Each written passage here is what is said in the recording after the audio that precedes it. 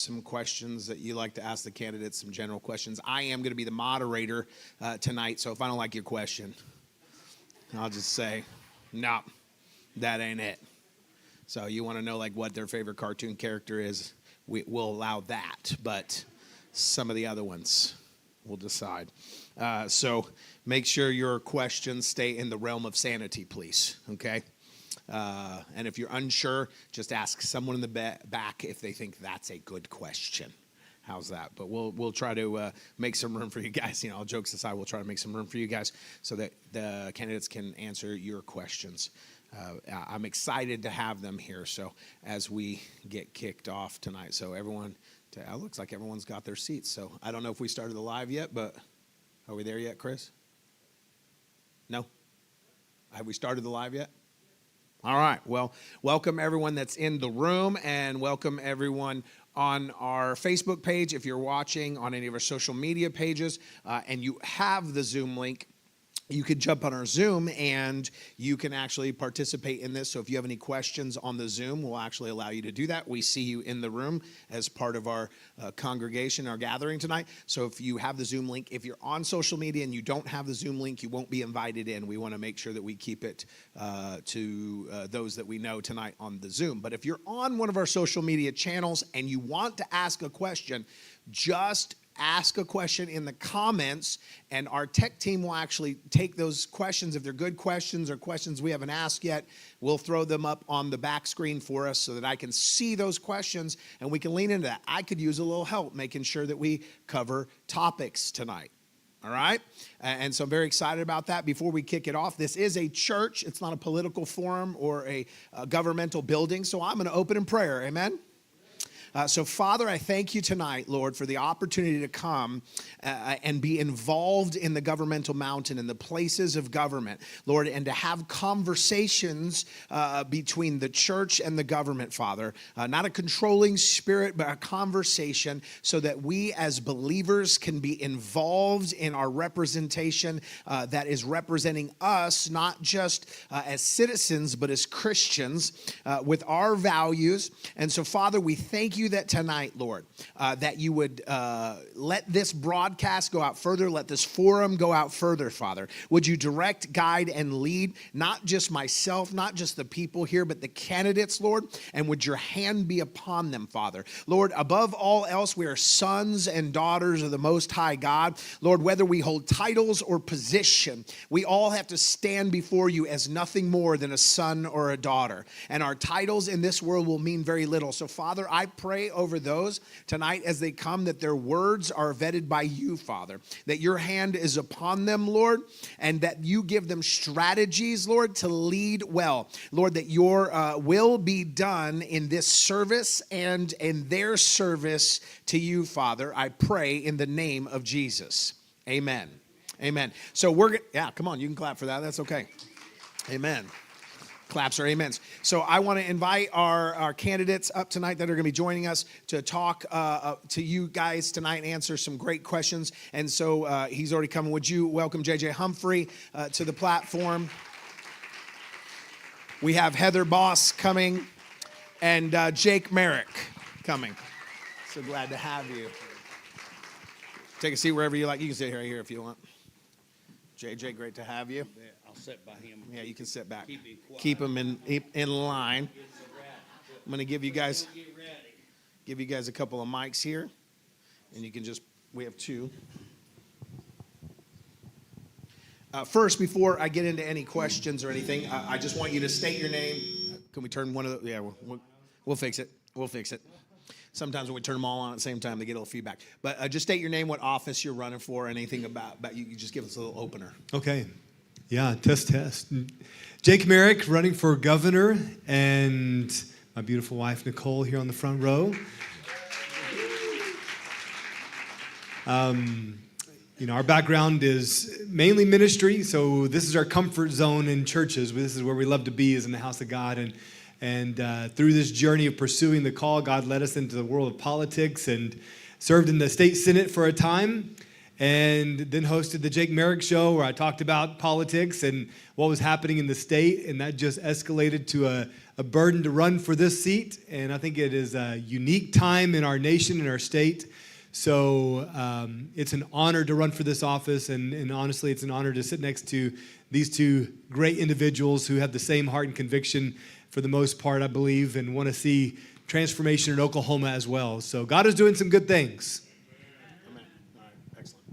Hey, J.J. Humphrey. I have 20 years in law enforcement, opened my own business that was a drug court and private probation. Got mad at the DAs. I'm still mad at the DAs, but they're madder at me than I am at them, so I think I'm winning. Because of being mad at them, I actually closed my business, ran for state representative 10 years ago. I have been stirring up the state of Oklahoma in the House of Representatives for the last 10 years, and so I'm ready to leave the House alone a little bit, slide over to the Senate, and really stir them up way more, because they need some stirring up. Can I get a witness? And so I'm running for the light governor, not for the big governor. My arms don't reach that Light high. governor. But I'm running for light governor, J.J. Humphrey, lieutenant governor. Right. Awesome. I'm Heather Boss, and I'm running for Senate District 24.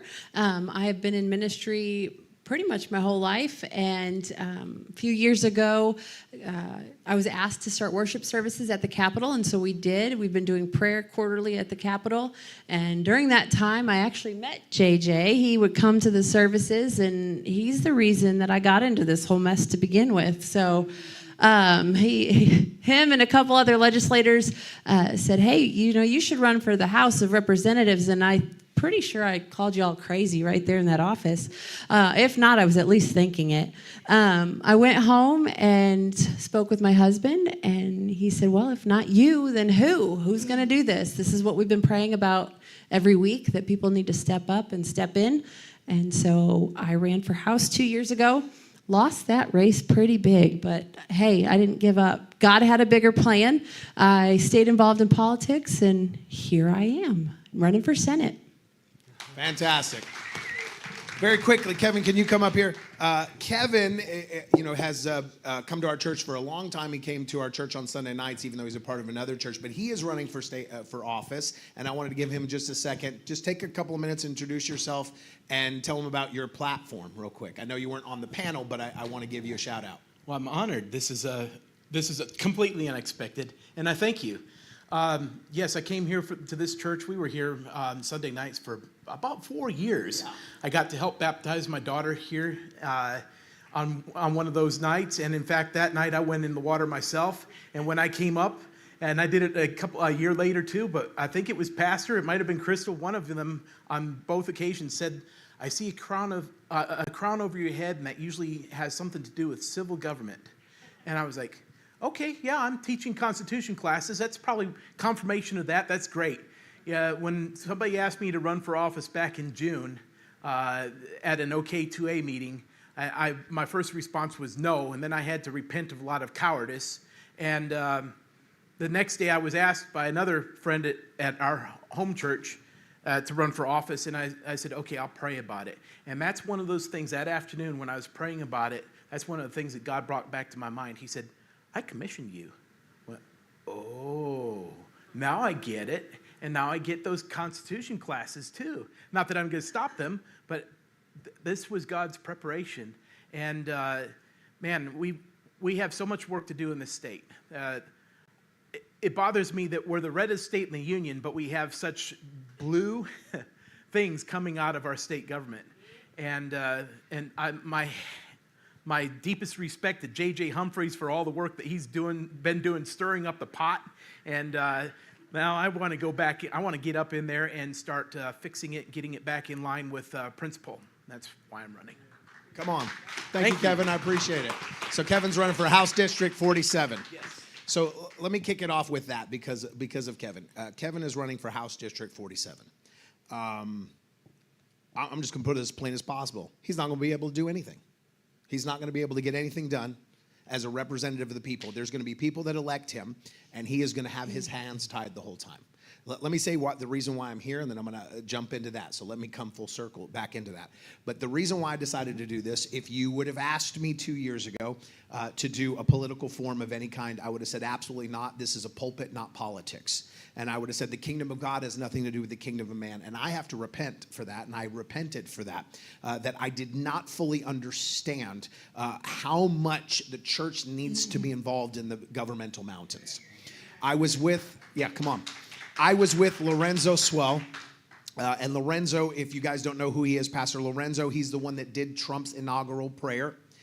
And he is very big in Washington. And I spent a handful of days with him just recently as one of the pastoral delegates, about 200 of us that spent some time in Washington, D.C., that were honored for the rededication of America back to God. So I was a part of a very small delegation of pastors that got to represent that. Understand, I'm the pastor who said no to politics.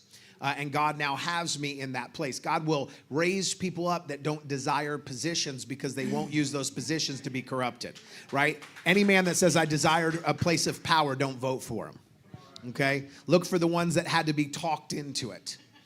And so I know some of these men's hearts, and I know they had to be talked into it.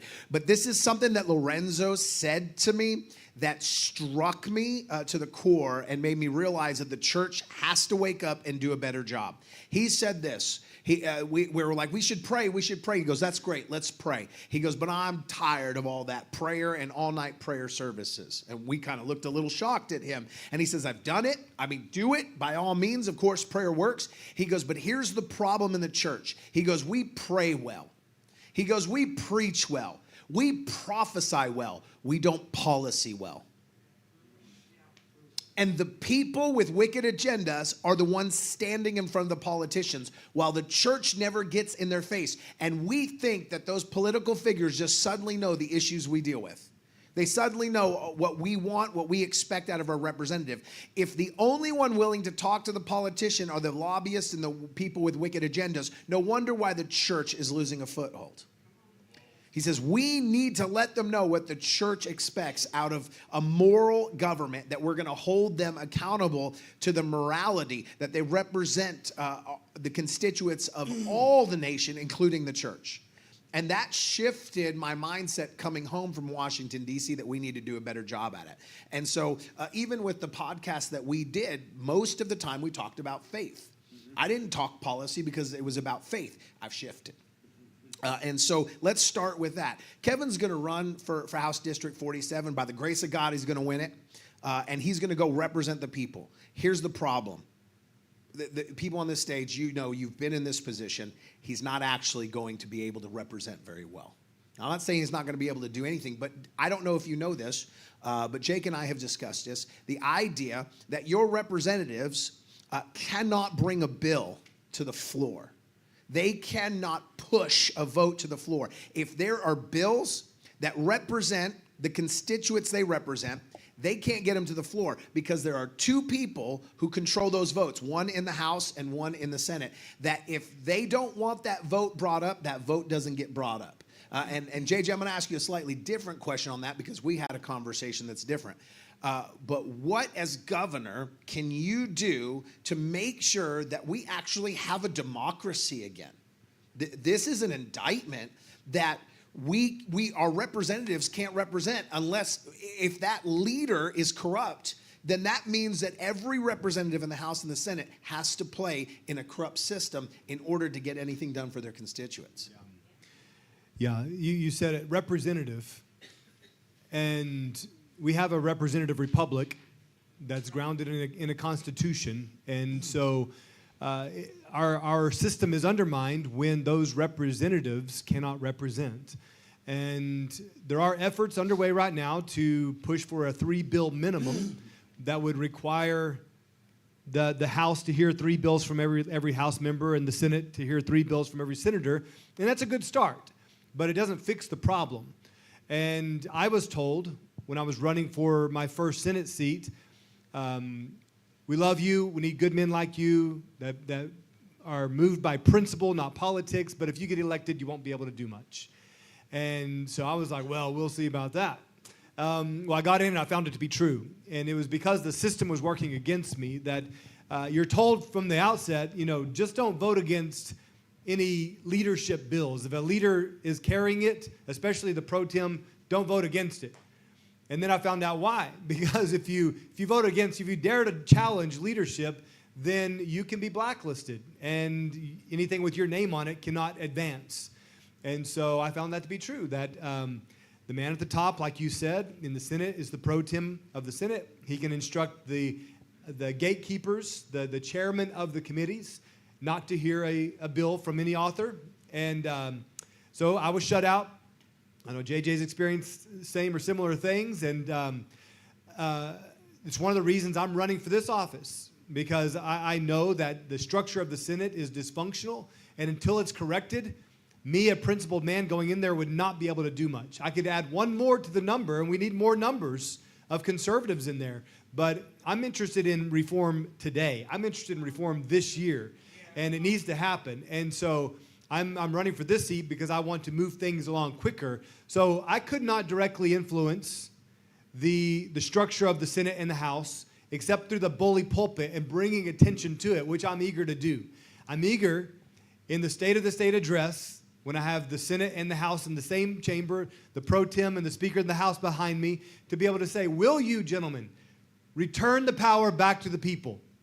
Will you bring forth a rule change to restructure the power structure of these chambers and return it back to the people? Because I would like to see the Senate body elect the chairman of the committees. So those chairmen are accountable to the body, not one man at the top. So, if they choose not to hear a bill, they'll have to explain it to the body. And they'll be accountable to the body for not allowing legislation to go through. So I believe that's the true fix of that. And I'm eager to hear, JJ speak to this as well, because this is the, in my opinion, the factor to consider in the lieutenant governor's race. Because the lieutenant governor is also the president of the Senate and could be very influential in this rule change that we need.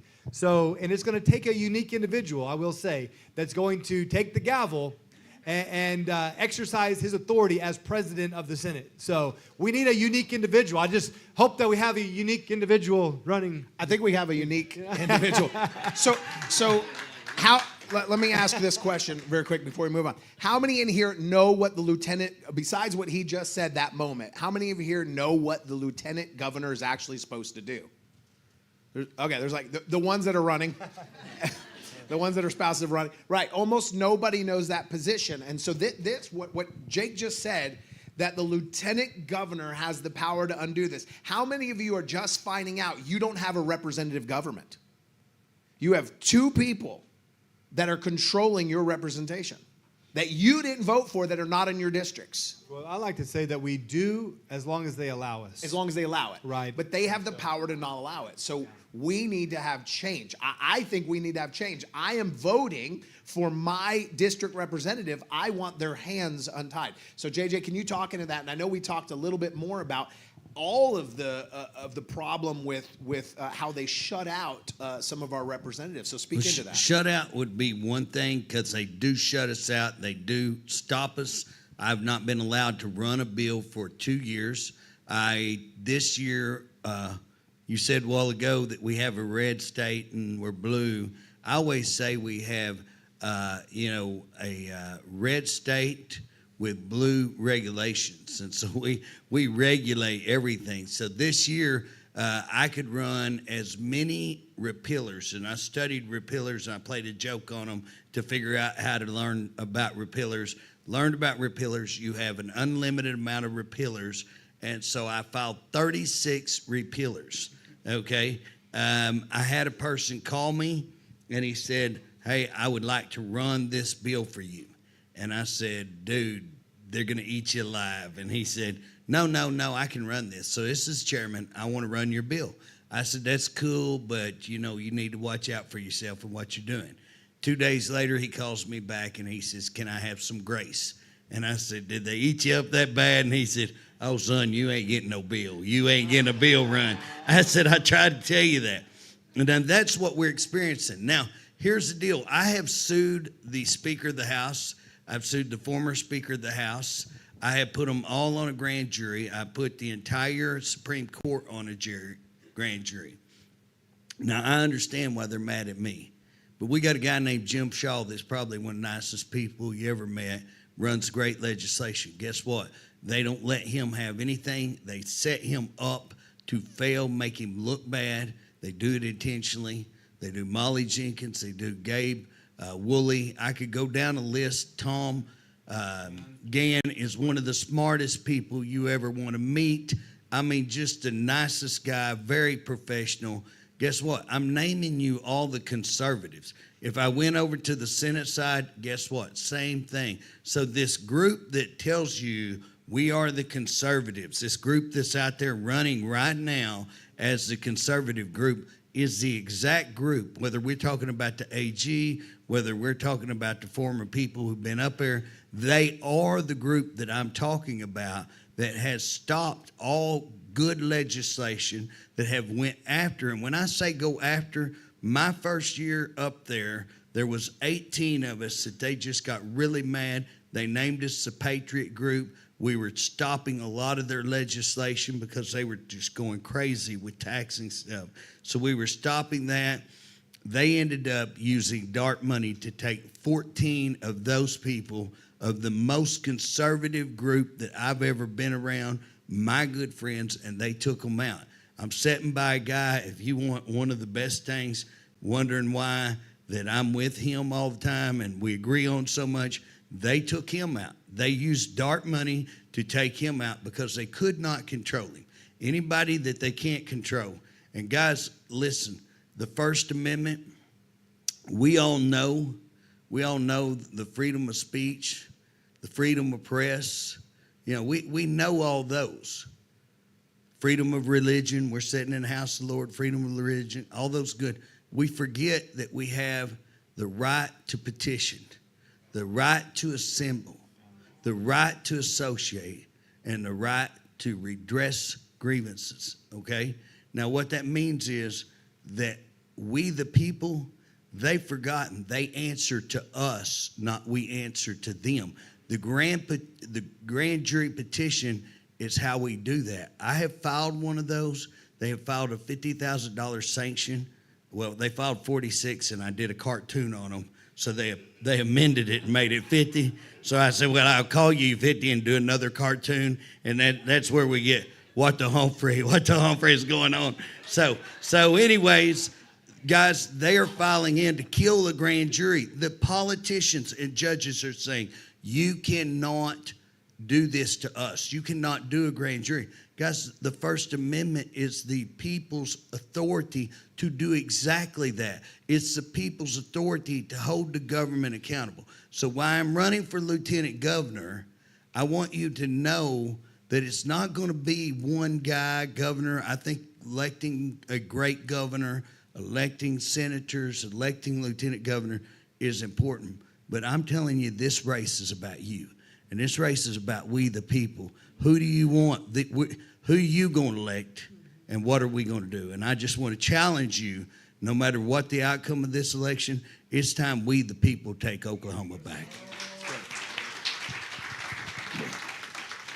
I don't know if you have anything to add to that, Heather, but I'll ask a question that all of you can. If you want to add something, you can. But Yeah, absolutely. go ahead. Yeah. Yeah. The rules that Jake mentioned, those are set every 2 years, I believe, internally. And there is a golden rules package that has been presented and shot down. You can look that up online. I think it's just goldenrules.org or something like that. Written by Brady Butler, who's running for Senate, and Dusty Devers, who's running for re-election this year. And so they have written those as a way to be for the people instead of for the leadership constantly. And so those are things that need to change. Yeah, excellent. So, okay, recently we just had a governor's debate, and you were snubbed from that debate. Now, if any of you have seen any of the press on that debate or any of the social media posts, you would think by the responses in the comment that Jake is in first place. In fact, I kind of think he probably is. He has more of a grassroots following than anybody, which is why we voted him here. So before anybody gets upset, thinking that the polling counts, if you were unaware that governor's poll, I might have my numbers slightly wrong, so don't make Pastor Ren is a liar. But I think it was like 457 people, somewhere in that area. I think it was 457, somewhere between 400 and 500 people were polled in Norman for that poll to decide who was going to be governor. I think the Democrat probably polled the best in Norman, right? So, yeah, that seems like that is not representation of our state. So here's the reality is that in our state, I know when I talk to people, they want their freedoms protected, they want their children educated at a high level, and they want the opportunity for good jobs. They want a good economy. Those are three things that people really care about. And so I know that Mazie came out of it. I won't disparage what he said, but as I understand it, several people were very upset about some of his comments about education. There was a comment to the degree of that he thought that a lot of our educators in Oklahoma were very left liberal leaning educators, and there was some statistics out about how most of our leaders in education are actually declared Republicans, right? And so I don't necessarily want to lean into the idea of blaming liberals for our education problem. What can we do as Republicans, as conservatives, however you classify, independents, or just a very conservative state, what can we do to improve our education? We know that other conservative states are now climbing, right? We're very much towards the bottom of education. We have other states climbing. What can we do? What will you guys do in office to address those concerns in your district, for the state, et cetera? Starting with you, Jake. Sure, yeah. So the polling, I don't believe polls, and when you say that, you also have to include the polls that show you leading. And so I don't want to have too much despair over the ones that show me in the tail end of it, and then too much confidence from the ones that show me blowing them away. Because there are those out there as well. But the same is true of education as well. I don't really trust a lot of the polls concerning education.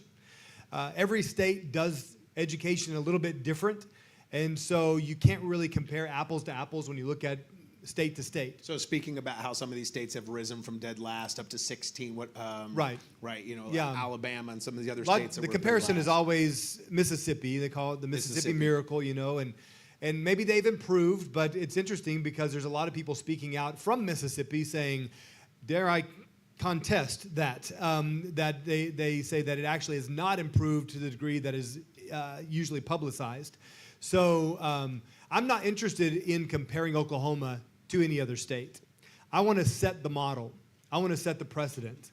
And so we don't need to be all of a sudden up in arms that we dropped to 50th, because for a while we were ranked 48th.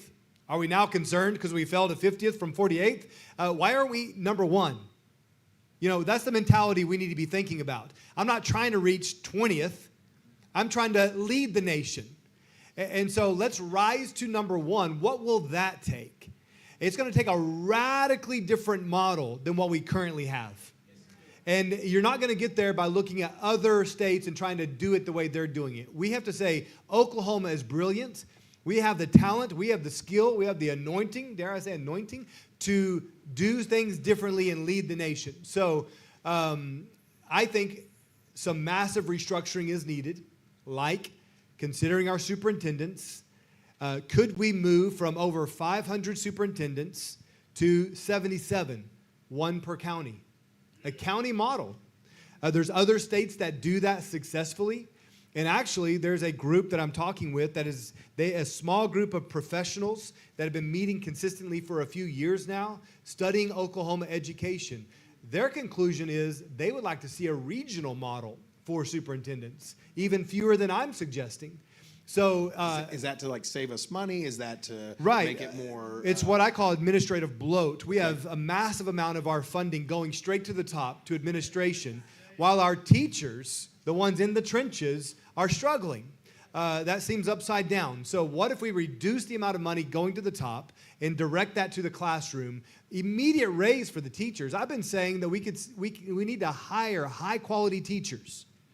which we have, by the way, in the state.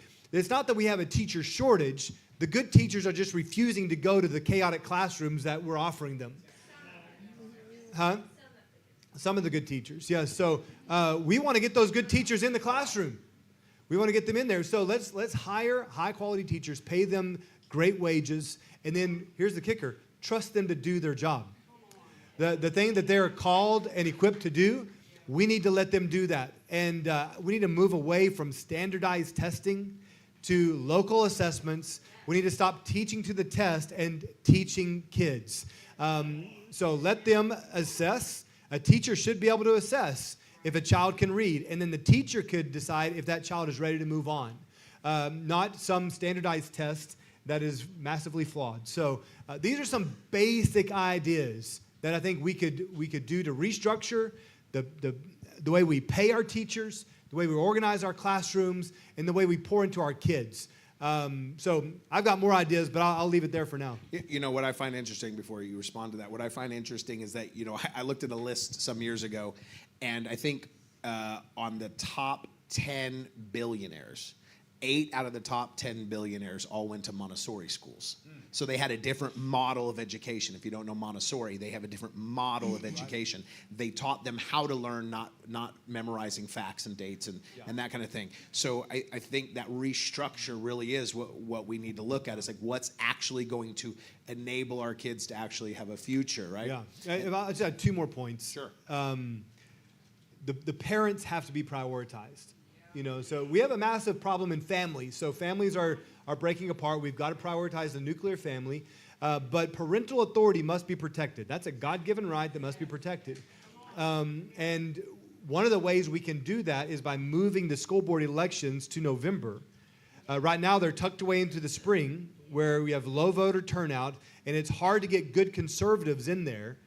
So if you move it to November, where there's a greater voter turnout, it's more likely that you'll have school board members that will represent the people, represent the teachers.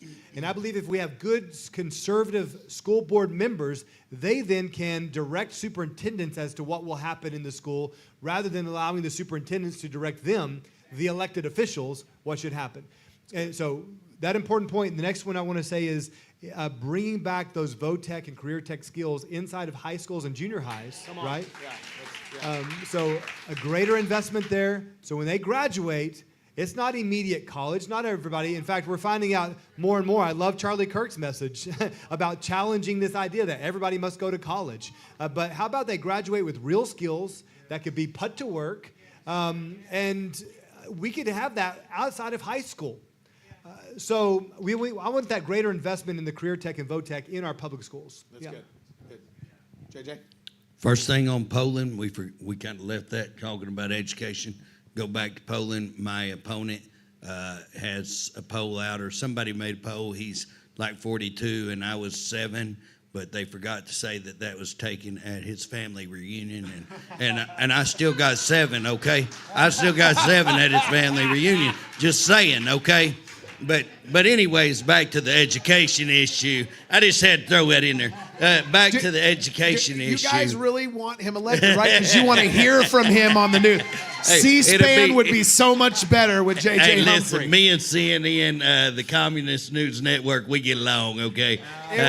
So the press conference is going to be so much. I I'm like voting to for you turn just on the because it's going to be so much better I politically turn watching on the you. country when I get on there. I'm Go well, ahead. let me see now. Here's the deal on education. There's 2 or 3 things we can do immediately to reverse a number, and like Jake was saying, a number of 48, 40, 50, la-di-da, okay? We want to be number 1. That's what you strive for, except for runoff. Number 2 is loser, okay? But I always got to add that. But here's the thing. We want to be number 1, but we got to look at all of these factors. We require everyone to take ACT. If we would stop that, guess what? Other states don't do that.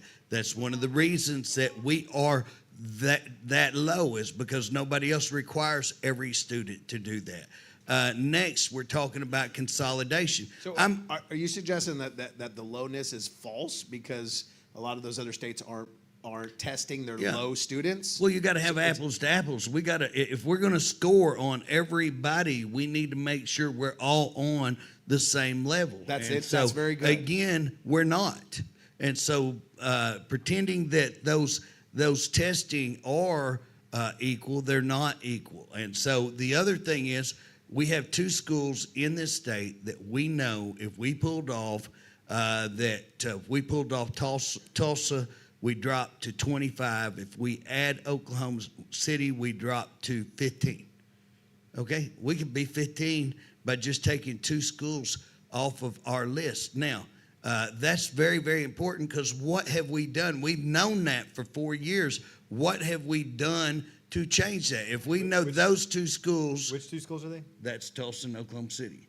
And Yeah. so that's and coming out of. probably, let's check the salary of those superintendents. Oh, absolutely. But here's the thing. This is where we may differ. I'm always on my own outside box, okay? But we could work because we're willing to listen and we're willing to go find facts, okay? And if the facts prove that that's what we need to do, then let's do it. That's what I want to do. But when I say those 2 schools, guess what they did? They consolidated. Your 2 worst schools in the state are states that consolidated. We should consider that when we're talking.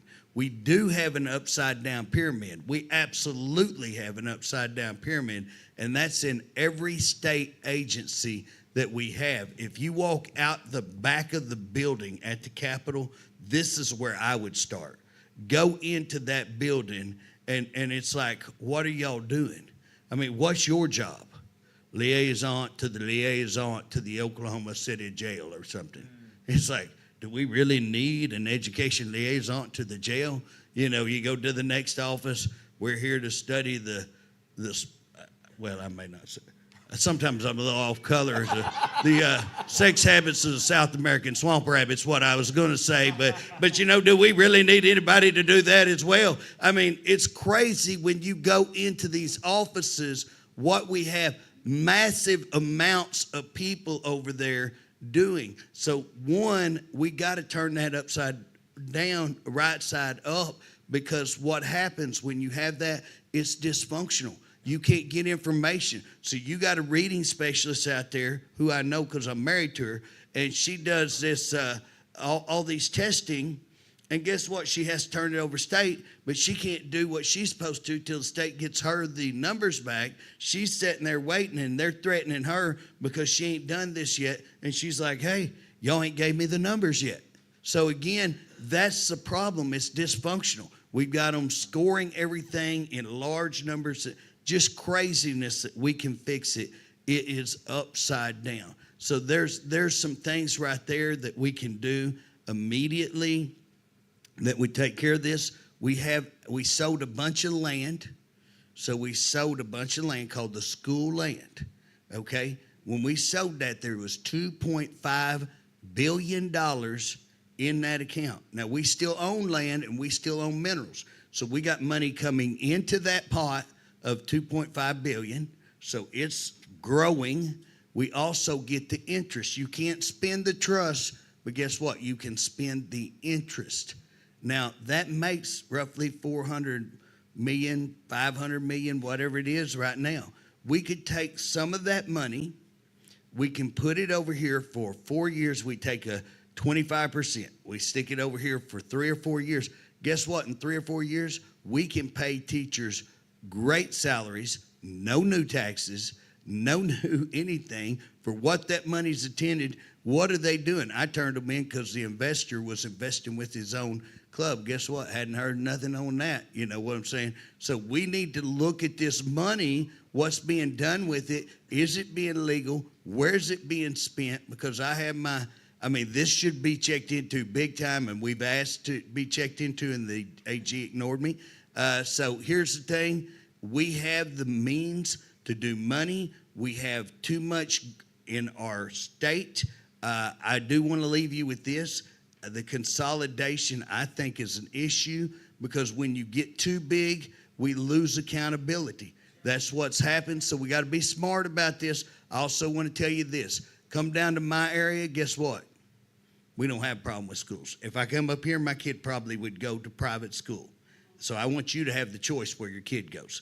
But if you come down to my area, we more worried about our roads than our school, because we love our schools and we got great schools, because we still have discipline in our schools. We still have people, the community in our schools. And so that's what we've got to get back to, is the discipline, the community. But I want to leave you thinking about this just on consolidation. Okay? When you consolidate, go look anywhere I'm talking about. These principals take care, superintendents take care of their busing, they take care of their food, they take care of their maintenance. So guess what happens when you consolidate? You have to start a busing superintendent, and you have to start a whole division. You have to start a kitchen superintendent, you start a whole division. You have to start a maintenance supervision. I challenge you to go to any district that they consolidated. You're going to have, so you're getting rid of these superintendents, and you're making 3 more superintendents, and guarantee you're going to get less service out of those. So when you have a bus breakdown, you're if you have a school and that superintendent has only that bus going to get fixed. Maintenance, and that maintenance man has to see that teacher every day when their air conditioner's off. Guess what? That air conditioner is going to get fixed really quickly. So those are the things. I'm not saying we shouldn't look at it, but I'm saying there's more to the equation, and we have to be really smart when we look at it. So let's put all the factors in. So we need to be careful about consolidation, make sure we're not just consolidating to consolidate. We need to wisely consolidate. One of the other things that might be helpful before you respond to that is just a meritocracy type system, right? Is making sure that that maybe what we do is, instead of paying these exorbitant fees or salaries for some of these administrative positions, is that we're making a meritocracy. So these Oklahoma City schools that are dragging us down, the country people are making more money than them because they're actually ranking higher and performing better. We need a meritocracy type system for our school system. And we also got, so when I say not consolidate, I think we have to be smart enough. If you got a school over there with 30 kids in it, you know what I'm saying? By attrition, it usually happens, but we can do things to encourage. And that's what we've got to do. We've got to look at what's wise and then figure out a smart way to drive them. I'm smart enough when I build my fence to make cattle run towards that gate. That's what we got to do. We've got to build smart fencing to make these schools, make these communities. You want our money, this is what the outcomes. You're going to have to meet outcomes to receive money. And again, we have to look. There's no simple answer. I think we have to take it case on case basis, and I think we have to use wisdom and look at each situation. But we have to be able to have that full conversation without hating each other and throwing rocks at each other. Yeah, that's great. So I'm going to have Heather answer it. For me, I'm not running, but I just call my friend Elon and just have him go through and like he did at Twitter, X, right? Just call him up, say, buddy, come on in, fix our education. Well, that's what I've been telling people at the doors, and that's why first of all, I wouldn't, come too close. I've been knocking doors all day, and it was hot out. So I didn't have a chance to go home and freshen up for you here. So I'm in my door knocking outfit. But when I'm at the doors and I'm talking to folks, one of the things I do say is something similar. And I don't have Elon on my call list, but I don't either. My middle name's Elon. That's as close as there I got. you go. Okay. Yeah. I do tell them, though, I think we need to do an audit. I know an audit was done at the Tulsa schools recently, and they found a lot of misspending and a lot of admin spending, and I think that is a big problem. And even in the district, I have heard from more public school teachers as I'm talking to them that they are concerned with the admin problem. They're concerned that every time they turn around, there's a new admin over something even just in their school. And so, we need to look at that and audit these and look at the admin from that aspect. And the other thing I want to say is that we're 50th in public education. And they're not including the homeschool testing. This doesn't include that. So we're interesting. Right. Interesting. Yeah. So if you look at homeschool students and you look at when we dropped from 48th to 50th, was that during that time where we've seen a lot of people pull out of public school and go to homeschool? A lot of people go to Epic, like there are programs, homeschoolers, and programs like Epic, which is kind of a pseudo homeschool, right? And so like an online school. And so we definitely have other options and so when we take these ranks, I mean, that's something to chew on for all of us, that when we look at these ranks, we just have these kind of, let me put it this way. Politicians think you're stupid. They think you're stupid that if they just throw out a soundbite like we're 50th with no qualifications. That's why it's so important to be involved in questions like this. I'm going to ask you a more specific one, but in forums like this, because here's the problem, guys. The church tunes out of this stuff. These people, if they win, you're sitting here with them. They're going to determine what your taxes are next year. When your house payment goes up, it's because of bills and legislation that went through because of these people sitting here. When your groceries go up, if you're in California right now and you're in Oklahoma, there are two different gasoline tax or bills that you're paying. We were just recently in California. Gas is $6 a gallon. It is the same gas here in Oklahoma. Most of the country's refineries are in Houston. Yet gas in Houston is more expensive there than it is here, and it has to be piped here or trucked here.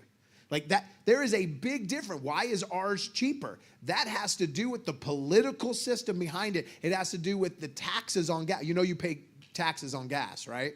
And so in California, the taxes on gas are out of control. So when the politicians raise the tax on gas, they blame a national government. They blame our president. Oh, look at the gas prices. And they're not honest when Oklahoma is half the cost.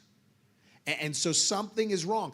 These people are deciding how much of your paycheck you keep and what you can do with your children, how they're educated. It is so crucial for the church to be involved in these conversations, especially in the Bible Belt, where we make up a huge percentage of the voting class. And so you're running in a district. You don't get to influence the national level. You don't get to influence the state level, perhaps in a small way, right, as part of the vote or congregation of votes. But what can you do like locally in even your district there to help maybe be an advocate for education for your district?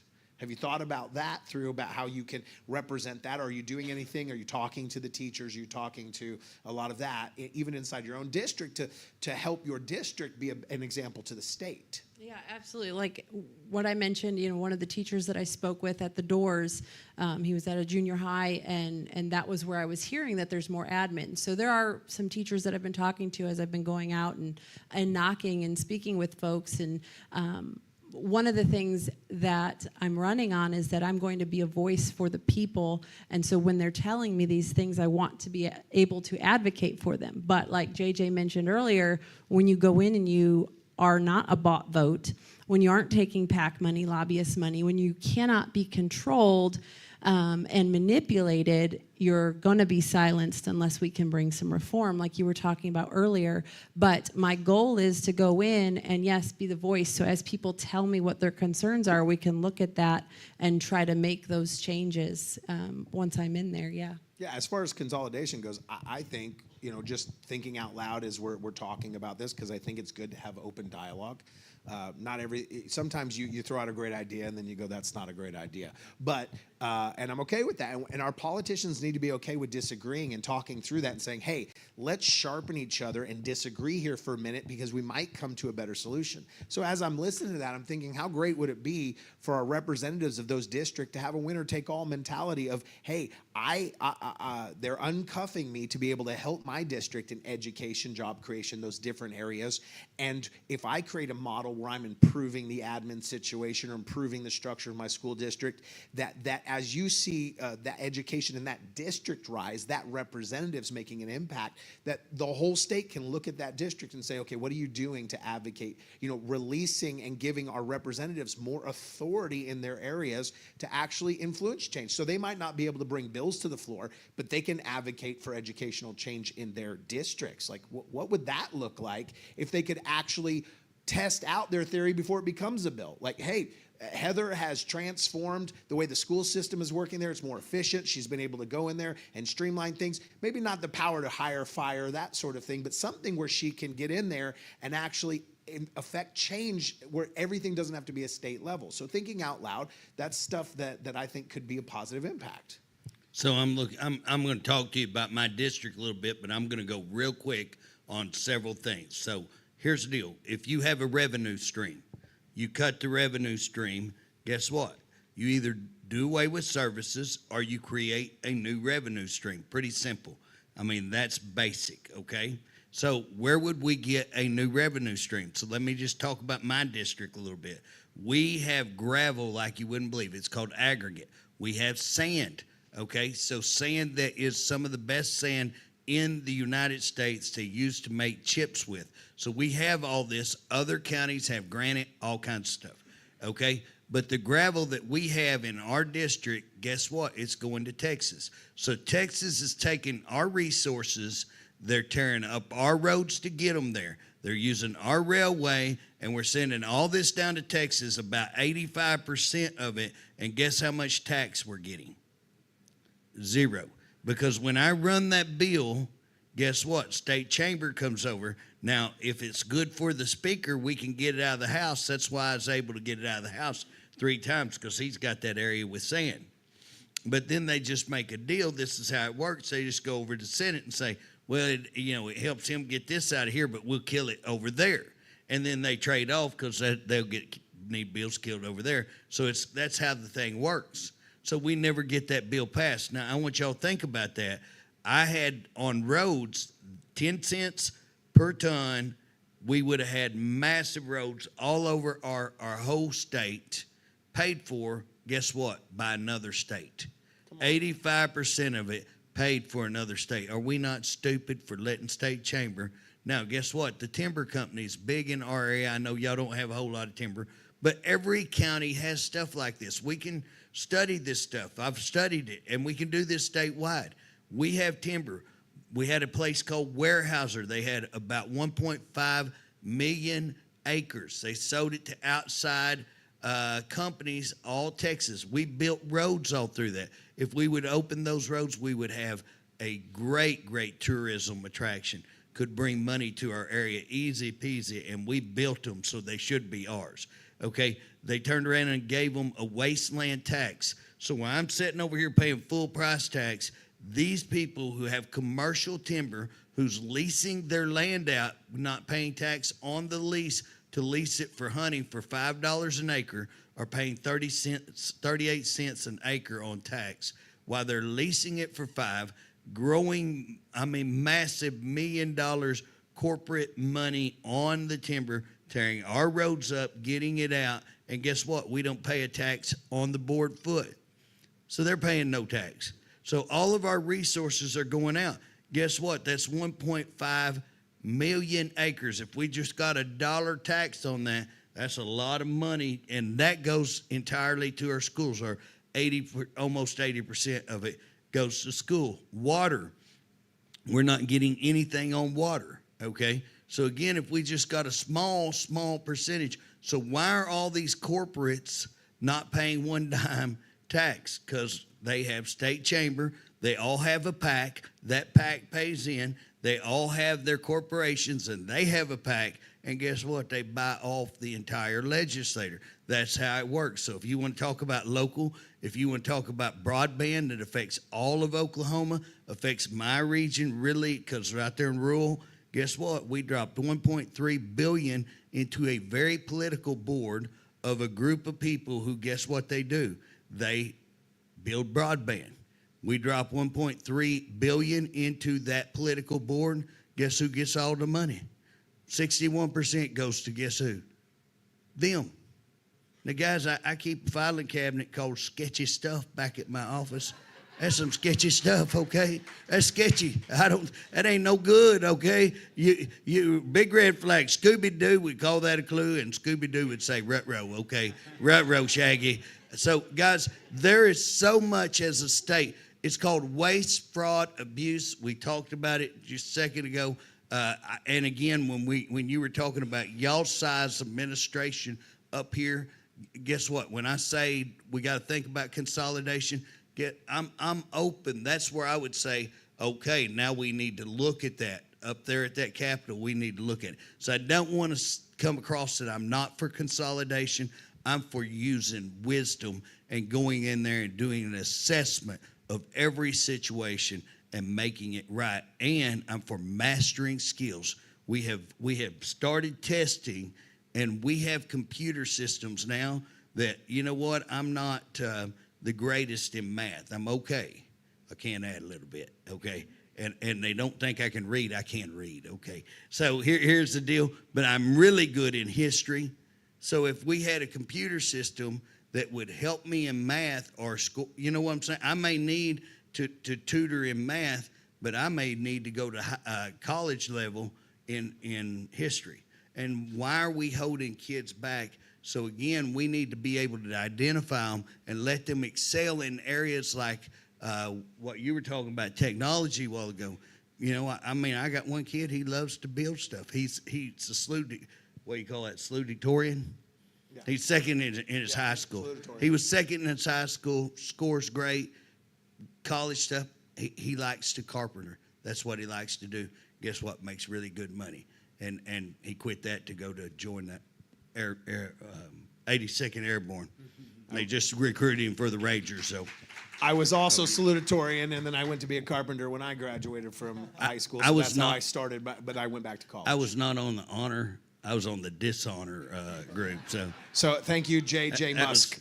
That was and his that was Doge preparing cabinet. me. That was on the job training for probation officer. Look, guys, if you want to determine who to vote for, look, I can tell you in Oklahoma, what I found is that there is a good old boy system, okay? We have good old boys in our politics.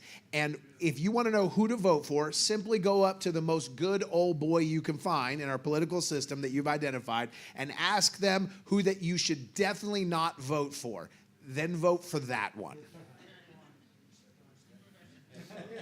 Right? Here they are. So, you know, just a little history here is, you know, I preached a sermon from this very spot right here, and I said Oklahoma has already taken ground. We have strong faith candidates running. We have strong faith people in office. Just because they have strong faith, though, doesn't always mean that they're great governors. They're not great politicians. They may be great people. They may be great sons and daughters of God, but it doesn't mean that they know how to lead perfectly well. But what I'm not willing to do as a pastor is give up ground when we have moral candidates, or at least candidates that have a moral foundation of saying, if it's against God, I have a code of conduct. And so one of the things I said in here is we're not giving back ground we've already claimed. And so I was so pleased. You know, I didn't reach out to Jake Merrick. Jake Merrick reached out to me. And that is very rare for a political figure that's running for the highest office in our government to do that and to partner with pastors and to partner. He is one of the most approachable candidates that I know. And we have a governor now that's actually pretty approachable. I've talked to him several times. And I appreciate that in our political figures, that they understand there are people that understand they work for us, they should be available to us. And that's important so they can be heard. And so I know a lot of us have different worries and concerns. I recently just was part of a press conference in Washington, D.C. With those 200 pastors where we were discussing compassionate immigration. And talking about the immigration issue. Oklahoma, we are right now on the south side of Oklahoma City, okay? And for some of you that are watching online that may not know the entire area of Oklahoma City, this is the south side, okay? There are a lot of people that don't want to come to church. They're like, your church is over where? The south side. And so we have a different demographic here on this side. We have a lower income base. We have a lot of homeless here, and we have a large Spanish community here. In fact, if you walk outside my church into the parking lot, you're looking at U.S. Grant High School.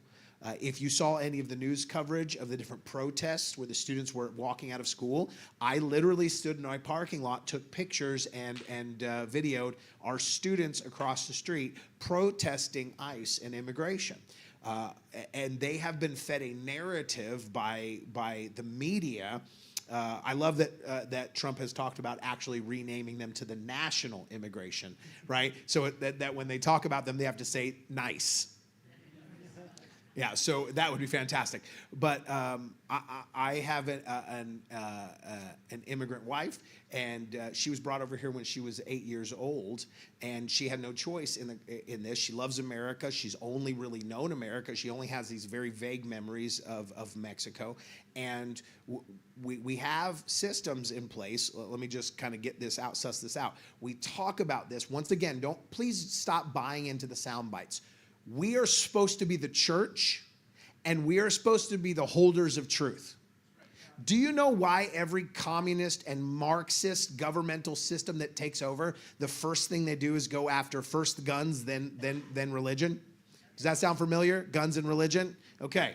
Marxists that go after, do you know why they go after? They don't go after Buddhists, by the way. That's not what they go after. They don't go after any other faith group. The number one targeted faith group is Christians. Do you know why?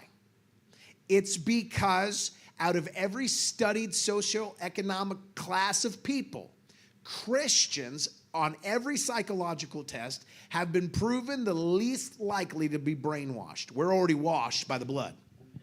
Right? Jesus already washed our brains. So there's nothing, we've already renewed our minds. It can't be washed. And so because of that, every single Marxist or communist society has come in, has gone after Christians and tried to make them the villains because they cannot control them and they will not buy into propaganda larger than any other segment of society. That's true, and you can fact check that is true. Christians will not give into propaganda like others. So we have to, because of that, it's so important that we are protectors of the truth to the next degree. That we vet everything, that we don't share things on social media because they sound good. So we can't buy into this soundbite mentality, right? And so we have this whole group that believes that somehow our president has been targeting people at an unprecedented rate, more so kicking more people out of the country than ever before. The fact is that we watch the media attack conservative presidents for cages that Obama built. Obama built the cages and got off for it, and then other presidents got in trouble because they were being used.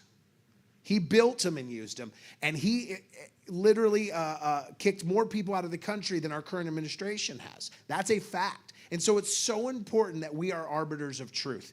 And here's the thing, though, is that what we say is we make these accusations. We say, undocumented workers, right? Right. We're trying to change the narrative. Illegal immigrants, undocumented workers.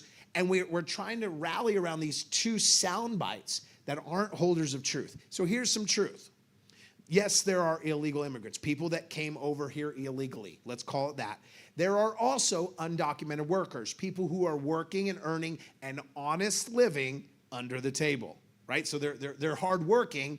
They're not doing it completely legal, so you can call that dishonest if you want to. But they're working hard, right? They're not drug dealers. They're not criminals. They're working sound jobs. You want to find out, I found out just recently how many we had in Oklahoma. Personally, I was flipping a house, and I hired a contractor, and suddenly we were on a 6-week delay. And I found out, oh, that's who was working for you. Okay, because he lost a lot of his crew. Right, so I found out, oh, we do have an issue with that. That is a real thing here. So they were what you would call undocumented workers, right? Working, doing something noble, not criminals, but working hard, and they were undocumented. But then we have this whole other class of people. We have DACAs, okay? And some of you may have never heard that. What those are is those are people, mostly kids of immigrants, but there are a whole class of people who are not citizens, who maybe were brought here without their permission as kids, but they have Social Security numbers, they pay taxes, they file tax returns, they pay into governmental systems that they don't get Medicare and Medicaid, and they don't get food stamps, but they pay in money into the government all the time. So they are hardworking people who are paying in their taxes. They file it just like you and I do. They file it a 1040 every year. They pay into the system, and they are hardworking. They have to apply every 2 years for those paperwork, and the government grants them that, and we have lumped all these people together. Okay, we've made this narrative where they're all together. And so they're undocumented, but then there are documented people who don't have legal residency. And so as a pastor, I met with 200 pastors in Washington, D.C. I met with national leaders, Lorenzo Swell and other ones, and we talked about it. And surprisingly, I was in a room full of charismatic pastors. And I would have thought the majority of them would have been the kick them all out mentality. And what I found was that wasn't true. The majority of pastors and the majority of people I talk to, not everyone, believe in compassionate immigration reform. Something that has a pathway that allows the good people that have not been hiding in the shadows, that haven't been crawling around and working illegally, that are contributing to our tax base, to have a compassionate conversation about how do we let those people move forward? What does that system look like? So we have a large immigration population in the state of Oklahoma, and it's growing more. All you have to do is drive up and down this street, and you will see that you need to be bilingual to know what place you're shopping at around here. Like most of the signs are in Spanish. And so what do we do looking through that lens? What is your guys' plan to address that unique set of circumstances? Looking at it through the lens of both justice, right, following the law, and mercy. What is the heart of the law? I think we need politicians that don't just... Can I say this? I am sick and tired of the only people we elect are lawyers who write things that we can't read or understand. Here's my problem with lawyers. I'm gonna say I'm gonna get on my soapbox and then let you guys talk, okay? But this is a soapbox for me. This is a soapbox for me. I am sick and tired of us electing only lawyers. Here's my reason why. Is lawyers are trained from the minute they go to school. You pick a side and you argue it until you die on that hill. And so then we send them to Washington and they pick blue or red. We send them to state government, they pick blue or red, and they argue until they die on that hill. They are Maybe trained my husband to should win. call me a lawyer and not stubborn. Ah! You are the boss. I did not say bossy. I just want to point that out, okay? I refrained. But you have people who literally their entire career was, it doesn't matter who's right or wrong as long as I win the argument. And that's dangerous. We need to have people that say justice matters and following the law matters, but mercy also counts. And so what do we do to look at both of those lenses while upholding the law, while protecting our jobs and our citizens, and also saying, hey, America was founded on immigration. So how do we look at both of those? In light of, I think the last statistic I looked at, I could be wrong, but that we have a job deficit nationally of 700,000 jobs. So we have a workforce deficit. We need good people to fill roles. So what does that look like? I'll turn it over to you guys. Whoever wants to start on that. Anybody got something you want to jump in on? Yeah, we can. Go ahead. Yeah, go ahead. That's all Heather. you, Jake. You can start there. Yeah, she can stay out of it. She's in Moore. They don't have any of those. We do have a fairly large population of Hispanic folks. I mean, we were renting. I guess I am starting. Go ahead. We were renting, for a long time, our church building to a wonderful Guatemalan congregation. And so, yeah, we do. We have a big population there in Moore of Hispanic folks. And so it is, it is something that concerns them, and they have family members. They've come through, some of them have come through legally and have gone through the process and become citizens, but they do have some family members that are not, and so it is a concern to them when we look at this. So, yes. Here, I'll give you this microphone. How about that? Whoever wants to go next. So immigration is primarily a federal issue.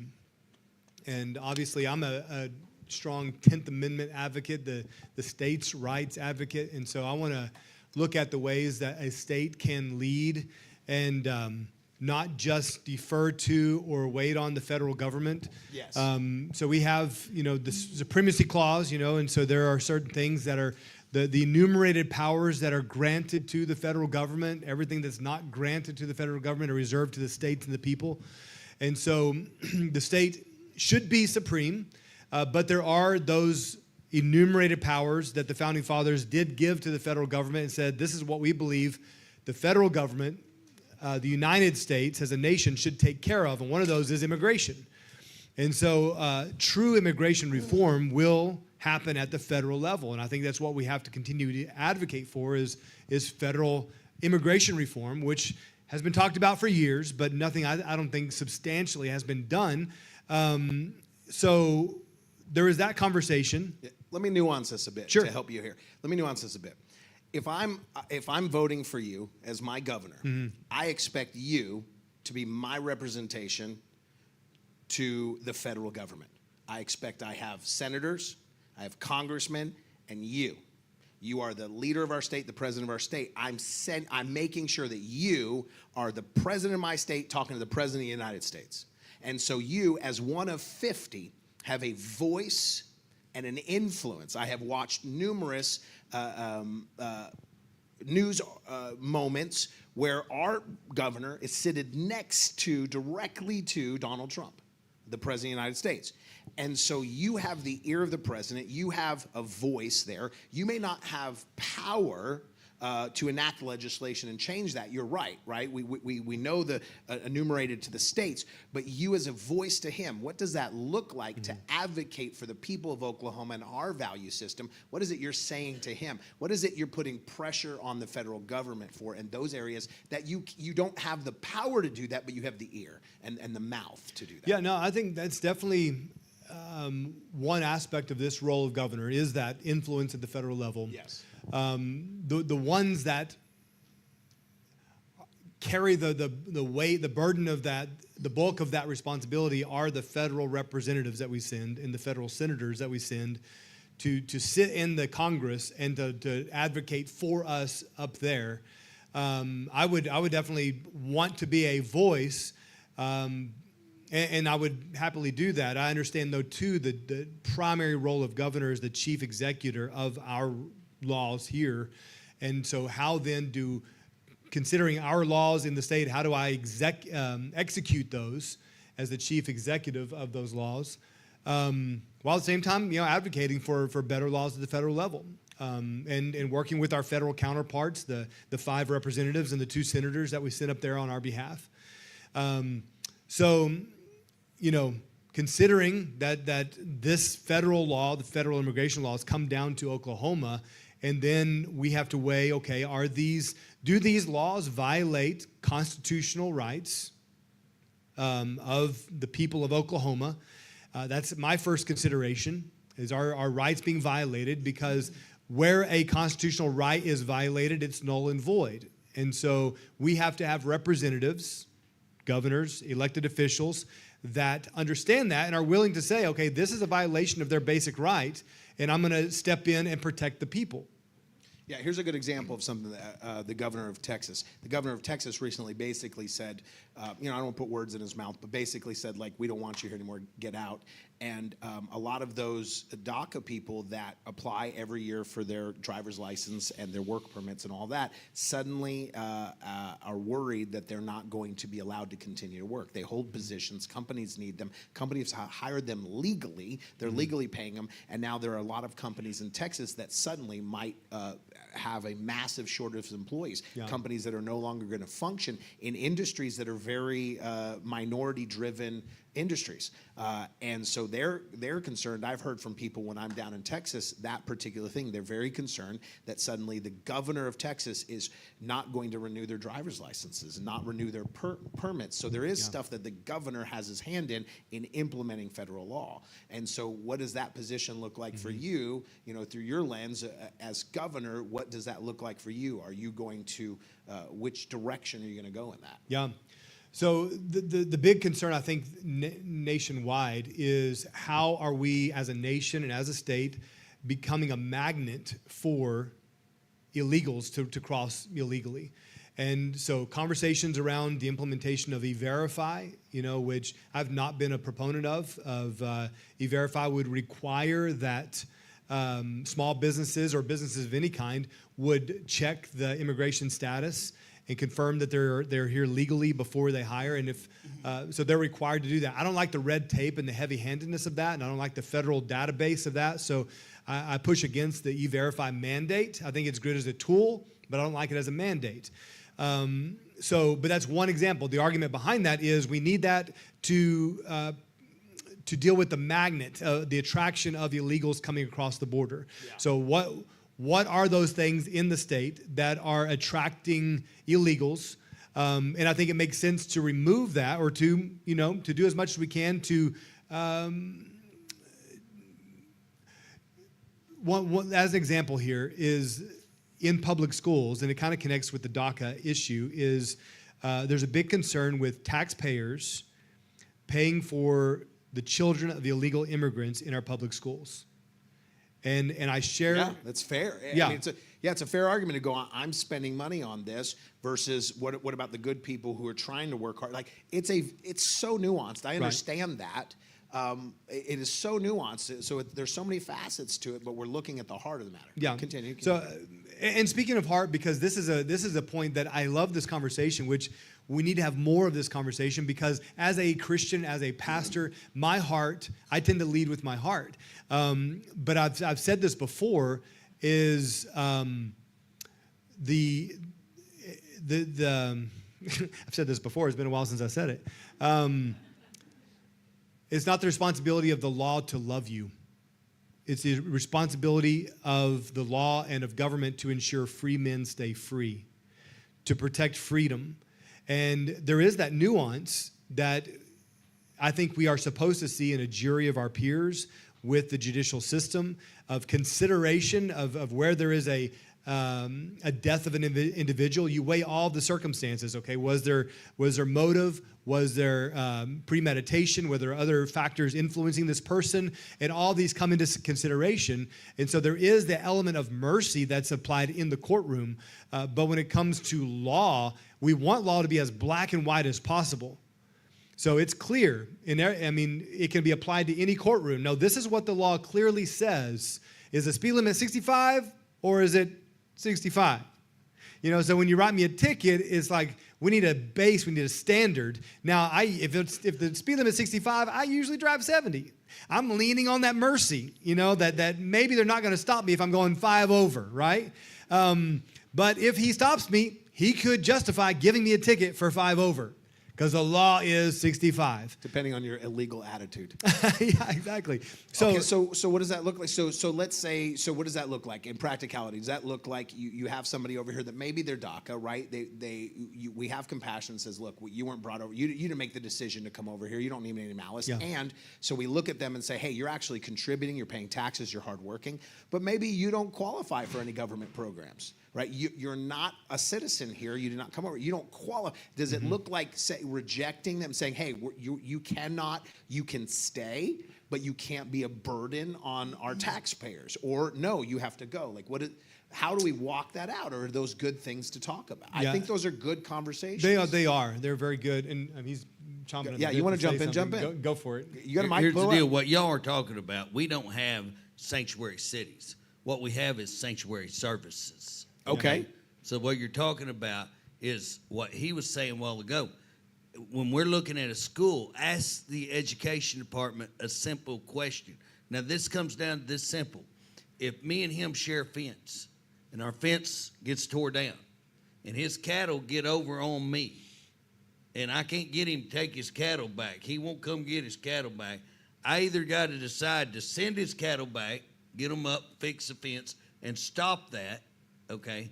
Or if I'm going to say, no, I'll take care of your cattle, guess what? I need to know how many cattle we're talking about, because my pasture can only run so many cattle. So I've got to know what the feed bill is. I got to know what the grass is. I got to have a number. These schools will not tell us a number. And that's a problem. That's a problem because we don't know. What are we talking about? Are we talking about 89,000? Are we talking about Now, the other part on Because education. while this is federal, the state is paying for it. Oh, we So don't have even to need be involved in the we conversation. need to just, hey, let the feds do what they do on this. We need to know as a state, what are we spending? And the education department could tell us, they refuse to tell us. Okay, so they should be telling us. The other part of that is that if you have a child that cannot speak English, guess what? It takes twice as much to get that kid taught, so they're taken away from other kids. Right. It takes money to hire a bilingual teacher. So it's not just one factor of just cost, it's what's it doing to the education in that classroom, and can we do that? The other part is we always think Hispanic, but because of our marijuana law, man, we have been inundated, and I just want to say that we were doing a good job growing weed down there in southeastern Oklahoma. We didn't have to import a bunch of Chinese to come in and grow weed for us. So, okay, we were doing a fine job, okay?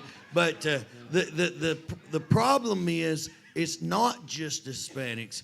It is the Russians, the Chinese, all of these groups that have come in that are cartel that have just inundated rural America. And what you're seeing is human trafficking in not in the way, yes, in prostitution, yes, in child trafficking, but more in services, what we're talking about, workers that are living in, they're slaves. Yeah. They're slaves, and they could care less about their lives. If they get killed, if they go to jail, they don't care. They're expendable. So these are people that we're not doing right by them by not addressing this. So we have to address that issue. Let's dig in nuanced on that very quickly. And it folds into education as well. It folds into immigration education, all of it.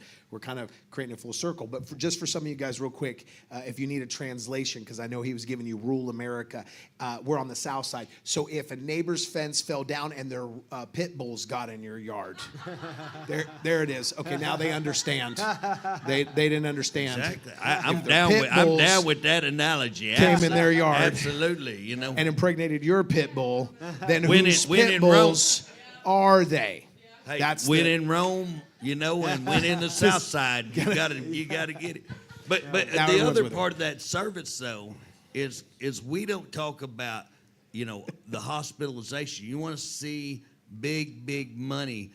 You want to see jails. You want to see Immigration, right? prisons. You want Yeah. to see. So when we're talking about services, we always bring up schools, but we don't bring up just this, 3 weeks ago, right at the end of session, we had a vote whether to take illegals off the welfare system.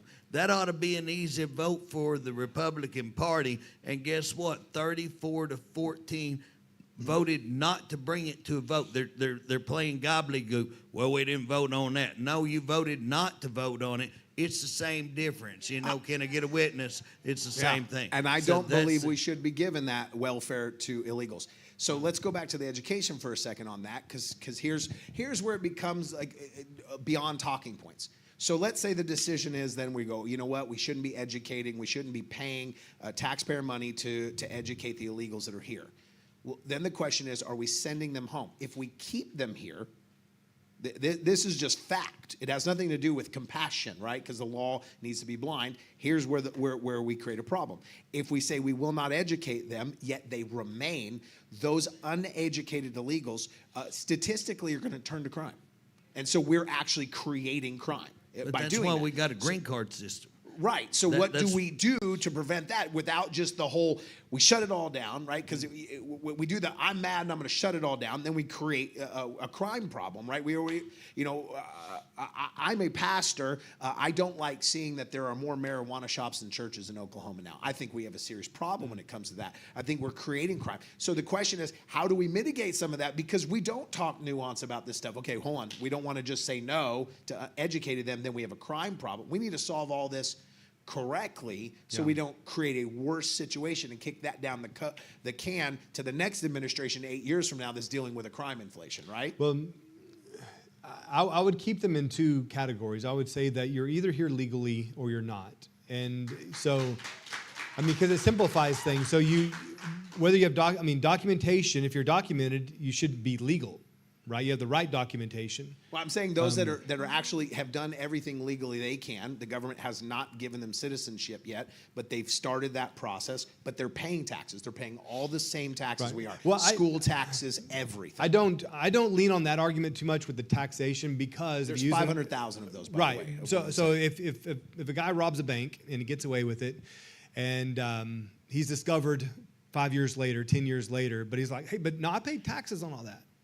And like, well, but you stole it. You know, you broke the law. So I don't. Just because they paid taxes, if the question is, are you here legally? Now, if they're in the process, if there should be provision, Yeah, right? DACAs are process. Right. If they in process, have been trying there should be to a do legal processes. allowance that if you're in process, we're waiting on the government. You know, we're here legally, but we're waiting on the government to process our paperwork. That's a different story. So there is a process in place. It needs to be reformed. It can be reformed at the federal level, I think, to do better. But they have to work with the legal process. And if they're waiting on the government, then they should not be deported.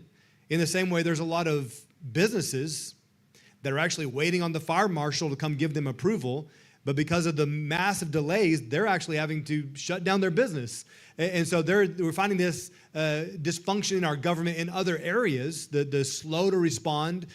So we need, if the government's going to require this, they need to jump on it and provide that. those services. I love that. Yeah, But we need to get out of. the other part, if you deal with, and I deal with this because I live in rural Oklahoma, and we have many ranches that require, I've got one right now, just wrote a letter this week to Argentina and to say, used to in the green card process, when you gave that guy a green card, his family also got. That means his family could come with him.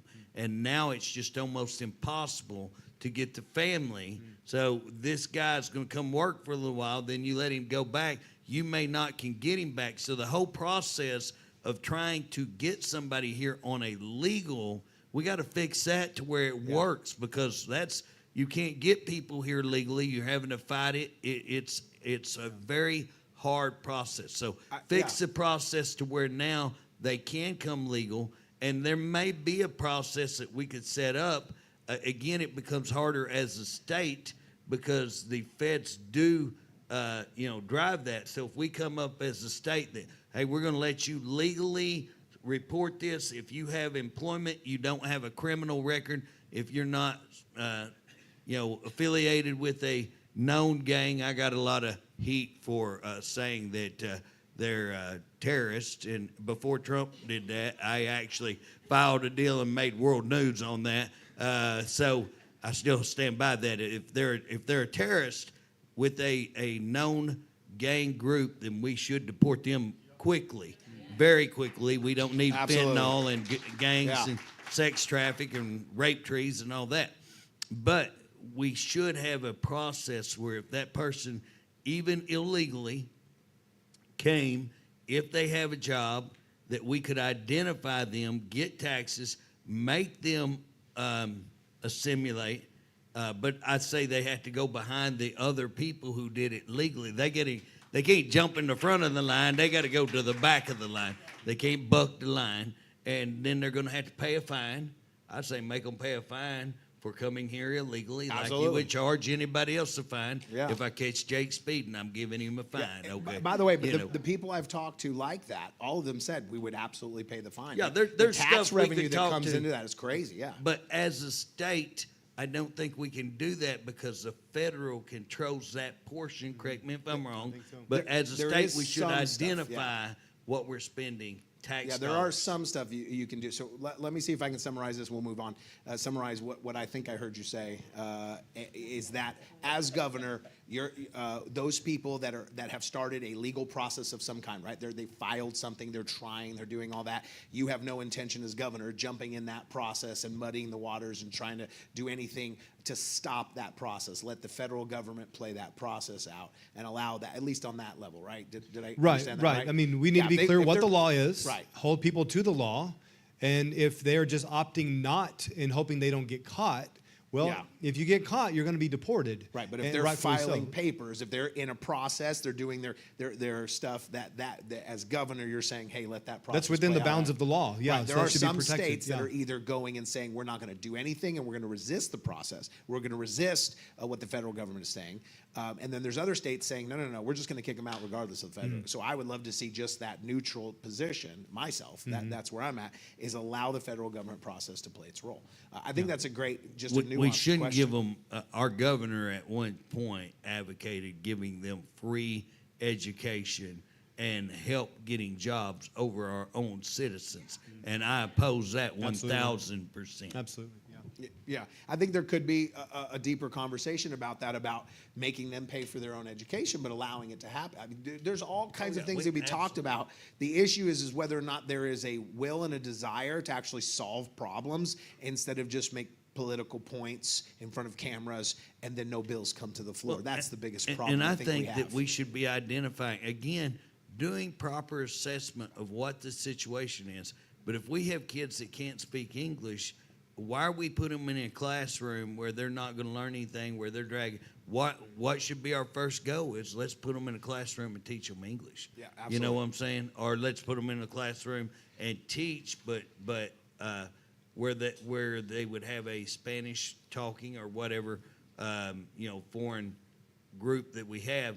But you have to teach them to assimilate. You have to get them Yes. to. So again, We are in an area where that is an issue, where the students that come across the street speak English, their parents many times do not. So we understand that roadblock and how much it does hinder our ability to even, as a church, to reach these people for God. Like, we struggle even reaching this community for God because there's a language barrier that's tough. So I agree with that as a pastor, just in every aspect. It applies to everything. All right, so let's shift if we can, and if you want to jump in on any of that. But I want to take a few minutes to see if anybody that is here tonight, if you have any questions you would like to ask, and maybe we can lean that direction, and we can maybe take a mic, have someone run a mic here for you. Is there anyone, you can just raise your hand if you have a question that you'd like to ask any of the candidates.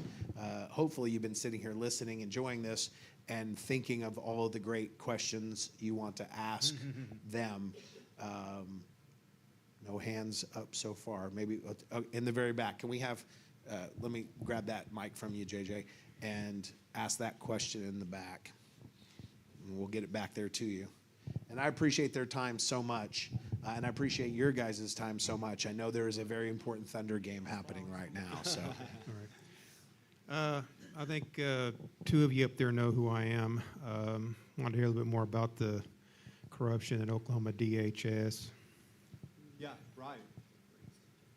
Good to see you again. Yeah, appreciate it. that's a Thank- question. Can you Thank you. talk into the Oklahoma corruption of DHS? Either one of you guys want to? Oh, yeah. Well, we would be here the rest of the night, and we would definitely miss the Thunder game because, but it's been a high priority of mine. Obviously, people know my story, but we adopted out of DHS, our oldest daughter, and so that exposed us to the brokenness of the system. And so we saw the dysfunction firsthand. And then when I got into office and made it known that that was a priority for me, then the stories started flooding in from families around the state. And so obviously, I believe that the system, the agency is doing more harm than good.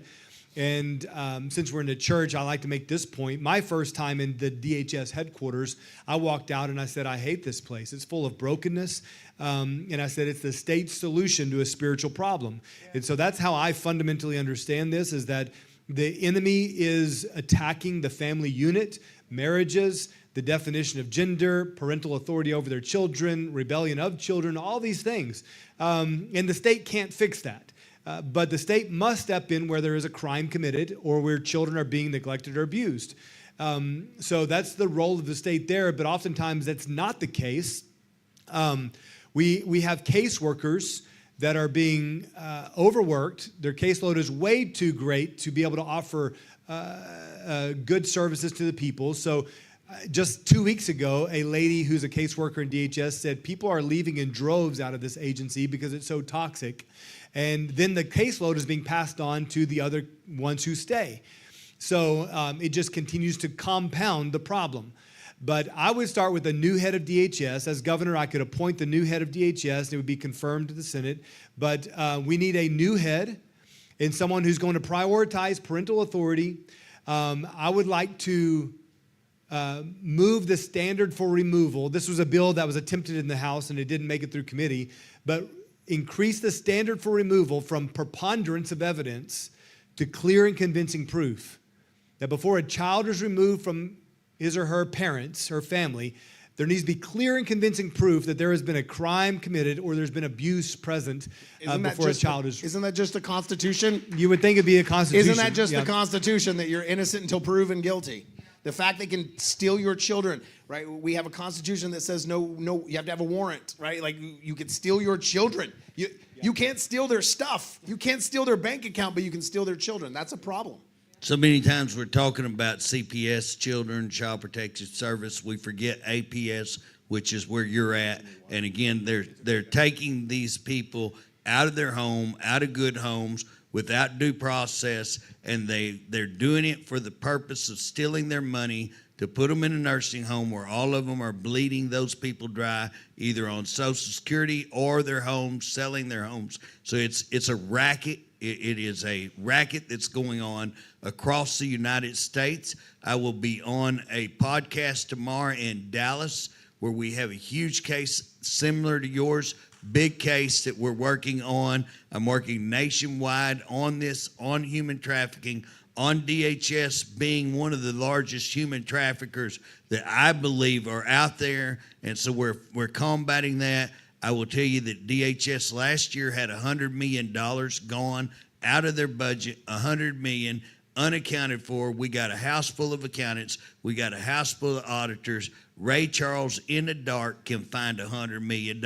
Come on. They say unaccounted for. Hey, what is going on? I mean, what the Humphrey, okay? But here's the thing. Not only that, we have 540 daycares being closed. This is criminal. They're closing daycares. They're giving money to the state so that they can get your kids, go over there and indoctrinate your kids so that we get all this money for the state. Guys, the whole place, you know, my good friend Dana said it needs to be burnt to the ground. That's what we need to do. We need to take CPS, put it under the sheriff's department. Those people should be law enforcement. Every one of these cases are supposed to be referred to law enforcement. That's by an act called Kelsey Briggs. I looked at somewhere around 80,000 calls. About 14 of them ended up getting referred to the sheriff's department. It's incredible what's going on. I mean, we've got to reform this, and that's what we're doing right now in a grand jury at Payne County.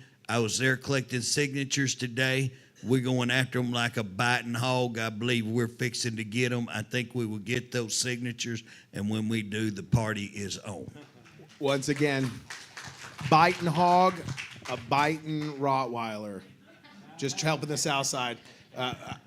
Well, before we jump to the next question, you know, here's a real life example of something that we're facing as a state and plays into DHS. So I have a great friend, Troy Brewer. Perhaps you've heard of him, but he's a pastor. He's one of the things he does the best. If you've ever seen the movie Sound of Freedom, in the movie Sound of Freedom, they show the character as Tim. But there's a scene where he's going up the Amazon River pretending to be a doctor in order to rescue a trafficked girl. That is actually Troy Brewer's story. Okay, so they borrowed one of his stories. He rescued over 900 girls out of sex trafficking last year alone, and they're up to like, the last I talked to him like a month ago was 130, the last number I got from him, about 130 this year.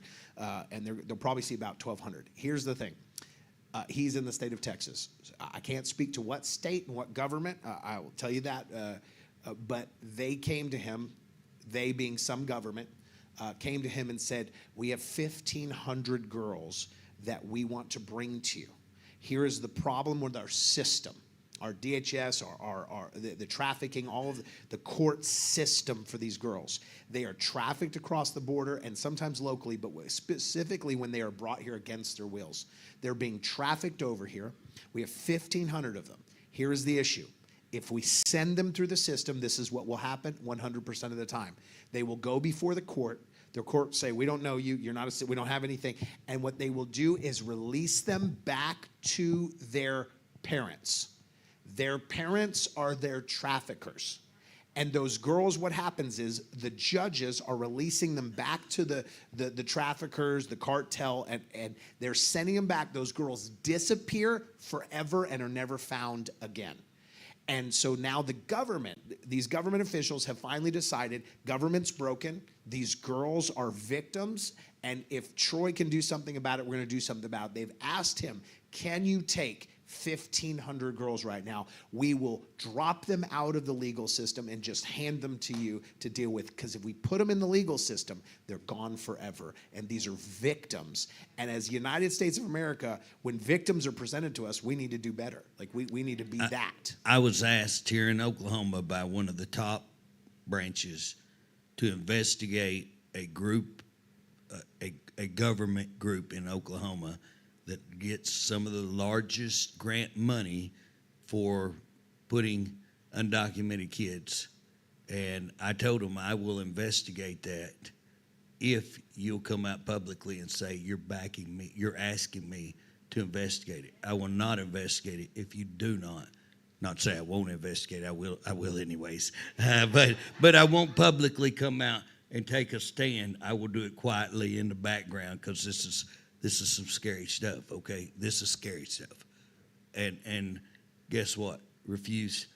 We have people that know in our top levels of government that there are people in other government positions, massive money, massive kids being trafficked out of Oklahoma, I believe. I'm going to say I believe that. I believe one of the solutions to that, and Heather, you're free to say that, and then we'll take a question. Okay. So is I think one of the solutions for that is that government and church needs to work hand in hand. These are areas the church cares about and is moved to do, not out of political expediency, not out of fundraising goals, but out of the heart of the church. And when you take someone who has a heart for a matter, they're going to have solutions, more and correct solutions for that matter. And so this is an area where the church, I think, and government should be working stronger together to create programs where the government is funding these programs, allowing the church to walk them out. Any organization that's walking it out and helping in our DHS system. I think our churches need a more active role. This is why churches need to be involved in government, so government can get involved in these areas and turn some of these over to the church and fund them and say, if you're doing it right, then the church will do that. I know we are doing that right now with our homeless issue with HUD. I just met with the faith director and the assistant director of HUD, of our federal government. I had a meeting with them, and we about 40 of us pastors to discuss how to deal with homelessness in our cities. And they have a faith agenda because they say churches are doing it the best, and we want to stop the fact that churches are being snubbed by these state organizations that don't like churches. And so they're snubbing them even though they do a better job. So HUD nationally is working better, and we need our local government to work better with our national government to do that. And I believe these men's heart is to see that. That's why one of the reasons why my vote goes to somebody I know has a faith background, has a faith foundation, because they're not going to exclude the church. They don't have to favor the church, but we need to make sure we're not electing officials that are specifically targeting against the church. Did you want to add something to that? No, okay. I think we can go to Nicole's question. Okay, go ahead, Nicole. It's more of a statement. When you're looking at this campaign for governor and lieutenant governor regarding what's going on with children with our agency of DHS, JJ and Jake are the only candidates, the first that have even talked about it. The others are kind of just repeating what these two have said and what these two have in their heart, but they are the only ones that have taken action before their candidacy and during their candidacy. There's two cases that she's talking about there. That one you've probably seen on the news recently, the Clayton Woolley case, and he ran away from his foster family. He should have been returned to his family 8 years ago at this point, and now he's run away asking for help, yet they returned him to this documented abusive foster family. Our current AG should have long ago put this child back at home. And so we need to be holding people accountable to this. Absolutely. One example I like to bring up is the 111 project. Yes. And, Yeah. you know, they work with. We're part of that. Okay. So Yeah. it's beautiful on the foster side of things. And so the connection in the communities with the network of churches so that, you know, if a family receives a child from DHS, say a 2-year-old, they have no diapers formula, clothes, and so the network of churches can flood them with love and resources. And I thought it's a beautiful collaboration with the church and the state. Yeah, to be very clear, so what happens is 111 will send us a request and say there is a family down the street that needs a crib. And so they provide the funds. We go buy the crib, put the crib together, deliver the crib. Like we go and fulfill that order. The state provides the funds for that crib, Yeah. And we get to fulfill it. And they encourage us to connect to that family in any way we deem. So we're allowed to pray for the family. We're allowed to connect to the family, friend the family. All of that. They say we want them to be in community. So they allow the churches to fulfill those requests without spending their own money. Yeah. It's a beautiful connection where the state says we'll fund it, you do the labor, and whatever you want to do is your business as long as we don't get a complaint. So I would like to look at how we might implement something like that on the front end. And I love what JJ said about let's let the sheriffs handle the bulk of these, the investigations. Caseworkers are not investigators. And so if there's a suspicion of a crime or abuse, send the sheriff, send the deputy out there to investigate it and find out if there's a crime. If it's simply a matter of poverty, if they get out there and say, we find no crime except that there's no food in the cupboard, there's dog feces all over the ground, all over the floor, the kids are running around naked. What if they called the church first and give them a chance to be the first responders and say, there's no real crime except poverty here. So what if the churches then could flood this family with resources and love? You know, bring over, it's like, I know it's midnight, but can you bring over a carpet cleaner and groceries and clothes for these kids? And it's an opportunity then for the church to go minister and love on these families, provide the resources, and not rip a kid out of a home and they may never see their family again. And so things that we could think about that would keep the family intact, but then flood them with the resources of the churches around them. And then, hey, if there's a crime committed, law enforcement must deal with that. It takes it to a new level. But I'm just looking at how we can involve the church and keep families intact as much as possible. I want to say one on what you said is past performance, present performance is indicative of what you're going to get. So when you're looking, if you want to see about your political people, go back and look what they've done, what they're doing, and that'll tell you what they're gonna do. And so many are talking about, well, DHS is broken. Well, it was broken the whole time you was there, and what did you do to fix it? Not a thing. And in fact, the people who came to you, you kicked them off committee chairman. You whooped them like a rented mule. So the other thing is that nobody is talking about this thing, medical kidnapping that is going on right now. Horrific. I just Monday I'll be putting out a video that I had a young lady, 5 years old, brain tumor. Her parents took her to OU. They removed the brain tumor.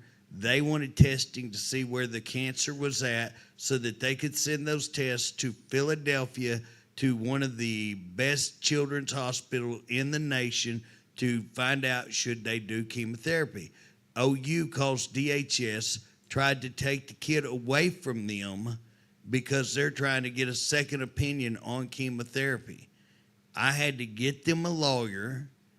We ended up going to court. We got a good judge, thank goodness, man, and that's rare, okay? And so anyways, she let them take the test.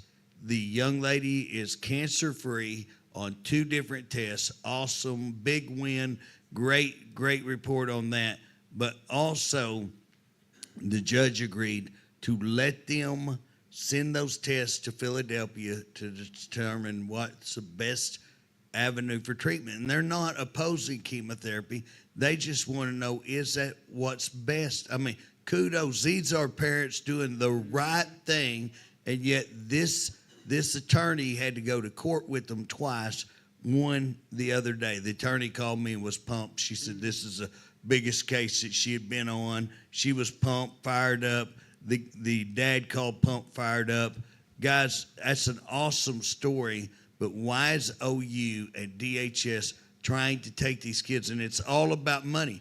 OU's wanting to get the money to, and most of these kids are going to be on Sooner Care, Medicare, one of these, and they're double billing. I think I'm getting the goods. I'm always digging up under some, but I've got like 5 cases right now. I'm working on those. One of them has the documentation to show what I think we're going to be able to find. And so it's huge. This is a discussion that we need to be having. DHS is criminal, and nobody's talking about filing. When you take a kid without due process, you come take my kid without due process, better leave it unsaid. That's what our amendments are about. It's you take my child. When we can come in a house, we can take children. Woolies, 7 years, never any due process. No, how did they take that kid? And guess what? We've had kid after kid after kid that they've never went in and done due process. That's called kidnapping. And I would file on them. I recently spoke out about the Woolley case and said that this must be, the Clayton must be returned to the parents. And I got a message, from the powers that be that said, you need to look into the details of this case. You should come on out and I'll show you the findings. And I said, if you have the findings, then prosecute them. But you're letting it linger. You're saying you have something. You're saying you have something and you won't take it. That's criminal in itself. And so in the meantime, Clayton is over here floundering. But if you have evidence of a crime and to withhold it, why? I think you're criminal in doing that. It's unconstitutional. It's a violation Absolutely. of the Constitution. You have the right to a speedy trial. I think we need to get a definition on that. Like, Absolutely. as governor, what does that look like for you to make sure that all Oklahomans, their Constitution is protected, they have the right to a speedy trial? How do we ensure that as a state? We can't do anything about Texas. We can't do anything about California, but we can do something about Oklahoma. Yep. We can make sure that our citizens are protected, that when situations like that happen, what do we look like? As a governor, Grand jury. a grand jury, right? Yeah, a grand jury. And guess what? Your politicians and your Supreme Court justice, the guy that is the head judge over the entire state,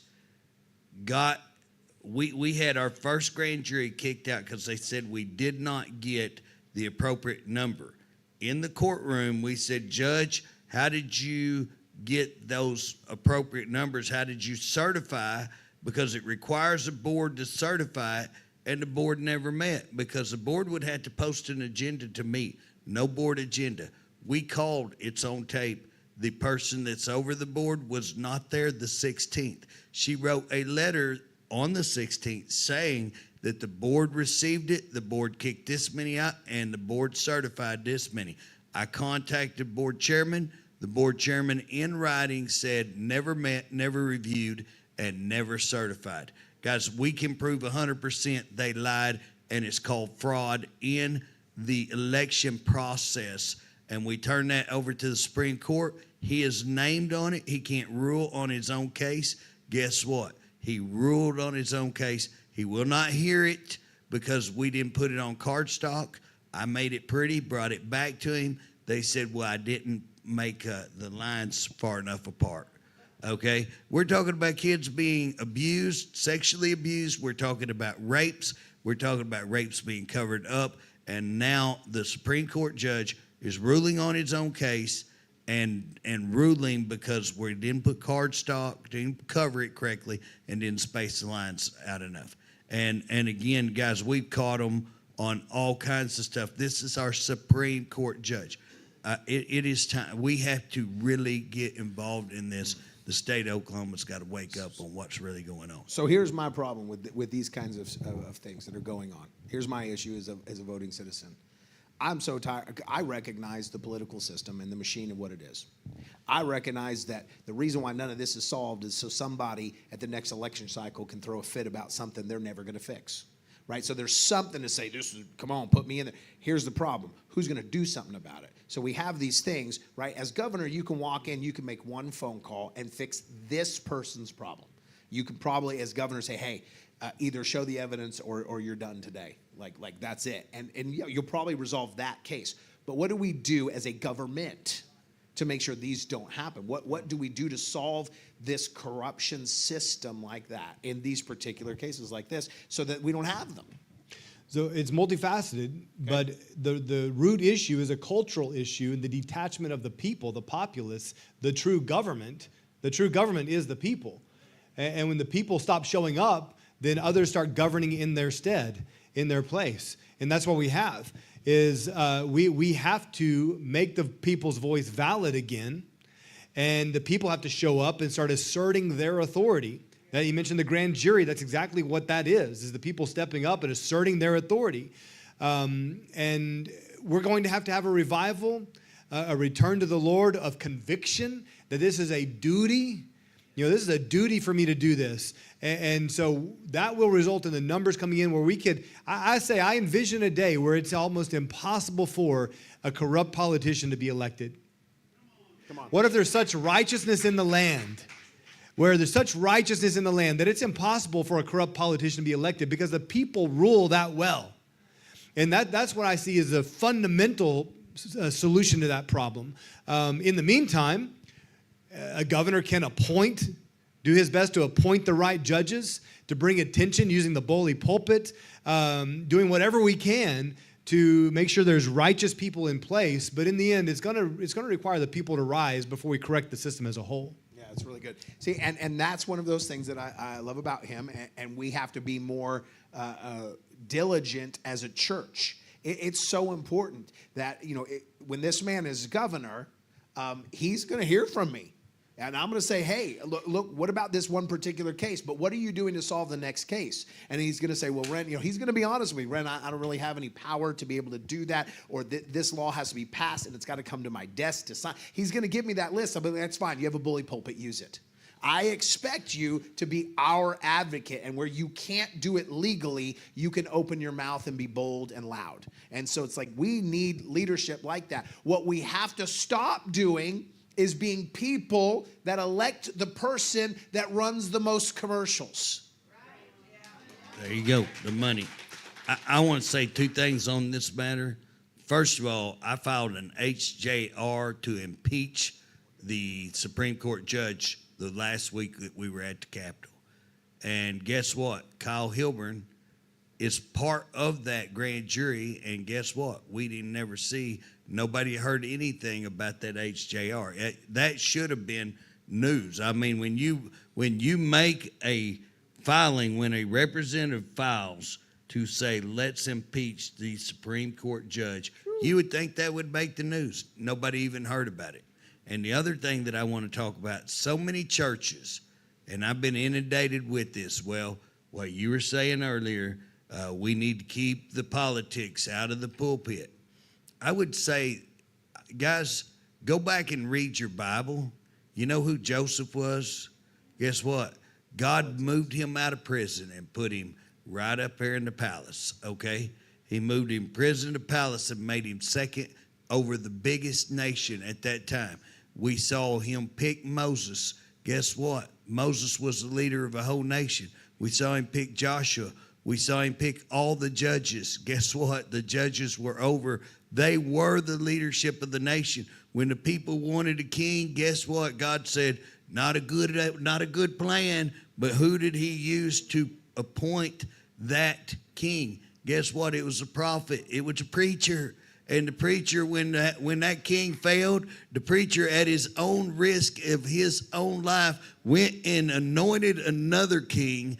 Guess what? That's what preachers were doing. That's what if you look at the entire Bible, especially the Old Testament, but if you want to look at the New Testament too, God's the same today, yesterday, and forever. And guess what? He don't change. So I'm going to take this question real quick, but that is exactly one of the reasons that I repented of, when I recognized that I had no authority to complain about a Saul when I was unwilling to be a Samuel. I had no right to complain about the problems with a David if I'm unwilling to be a Nathan.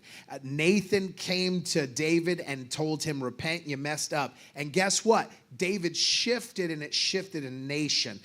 And so we have to take the place of the church and be willing to get in our leaders' faces and say, hey, we're holding you accountable to represent our values and morals. And so I am going to be a Nathan. And as a church, we need more Nathans. We don't need to stay out of it. And so I would say to any pastors that are watching, or people, you need to have your pastor listen to this part. If they are staying out of the governmental realm, they're not obeying the Bible. Let me say it one more thing before I take this question. If you are not voting, you're sinning. We have a constitution that requires the participation of the people. We the people, who's the government? You have a responsibility. You're the government. And when you withdraw from that, you're actually in disobedience to God's order, to the established government. It says obey your government. Well, your government says vote. You're the government. And so there's a mandate on you to be involved in that system and represent. And our Constitution and our founding documents say that we are supposed to petition. We are supposed to readdress. We are supposed to overthrow if the government gets corrupt. Those are requirements. And so we need to do a better job of being plugged in. Very quickly, just as quick as possible, because we got 2 questions. This one was asking about the process here. I'm going to simplify the question here, but about human trafficking for the survivors of those. Will there be a process that continues to be super rigorous, very hard, very difficult, or are you thinking about processes that relax so that more victims and survivors can obtain services? How can we help victims and survivors of human trafficking and those kinds of things governmentally to make sure that they're taken care of and on the road to being healthy and fixed? And, have you put any thought into that at all, any of you, even in your own community, helping in those areas? Yeah, it's interesting talking about the relationship with the church.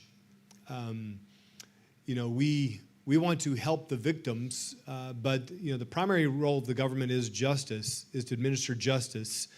And we want to help people get up but not become dependent on services. So whether it's welfare or whatever it may be, we don't want to create that dependency on government. So there may be a program or the facilitation of programs that help them get on their feet and overcome the trauma of being a victim of human trafficking. But I want to lean heavily on nonprofits and churches that are more equipped, better equipped to serve those people, to surround them with love and services, to help them thrive. I'm on the board of a nonprofit called Earthly Dwellings, and we build tiny homes to help individuals get into housing. 0 government subsidies. So we aren't going to depend on government funding for this because we don't want the government strings attached to it. But we're going to build the house. We built 4 right now over in Chickasha, and 8 of them are already booked, already reserved. But these are people that are looking for help to get housing. They're not homeless. They're actually working jobs, and they're trying to do their best to succeed. And so we're coming along them as a nonprofit, not government funded, to help them achieve. And so I want to see more of those kinds of services and collaboration with the government to administer justice, but then hand those over to the people that are better equipped to help them heal. I appreciate answers like that. I'll tell you why. I appreciate it because most of our politicians will answer what will excite the room the most, and you're willing to say, like, hey, government doesn't fix that well. Government is the wrong body for that, but as a government, we can enable the right people to do that and turn it over. Those are good. That's a conservative answer. And I have worked through drug court, through probation, with people who have drug addictions, that we should be offering an alternative to go to prison. If you want to go to prison, I'll be your guide. You want to stay out, I'll guide you. If you want to go in, I'll help you out. I'd open the door for you. You know what I mean? It's your choice, but we need to give the other alternative. The way that we do is we have nursing homes that have closed. We have schools that have closed. We have veteran centers that have closed that can easily be taken for no money. We can fix for little money. Guess what? We work with private industry to provide jobs so that these people actually work. Because guess what? If you want number one thing, I believe God is the number one thing, but if you want to leave secular, number one thing to change somebody and substance abuse, criminal behavior is to give them employment. So we got to teach employment, teach how to work, train them up. So we find companies that we have a workforce shortage. We claimed that a while ago. Guess what? Now we're providing that. We can do the same thing with the people you're talking about, whether it's drugs, whether it's homelessness, whatever the issue is. We have facilities out there that are rotting down. We should use them. We should cooperate with, all these companies that need employees. And guess what? If we do it right, we can offer those companies, especially if we have them in the criminal justice system, we can offer them where they don't have to pay taxes, where they don't have to pay workman's comp and all that. So there's a lot of benefit for those companies to use this. If we give them that incentive, it can all work together. So it's not impossible. You just got to use common sense. You got to work these programs. That's really good. You have something on that? Go. I'm so sorry. I've been hogging the mic all night. I wish you guys had some time to talk. No, you all have been doing great, and I just nod because I agree. And so, yeah, Jake, what are we going to do with him?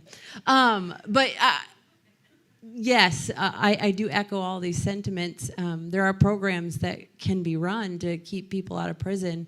They try to keep JJ out of prison all the time, right? They don't let you in.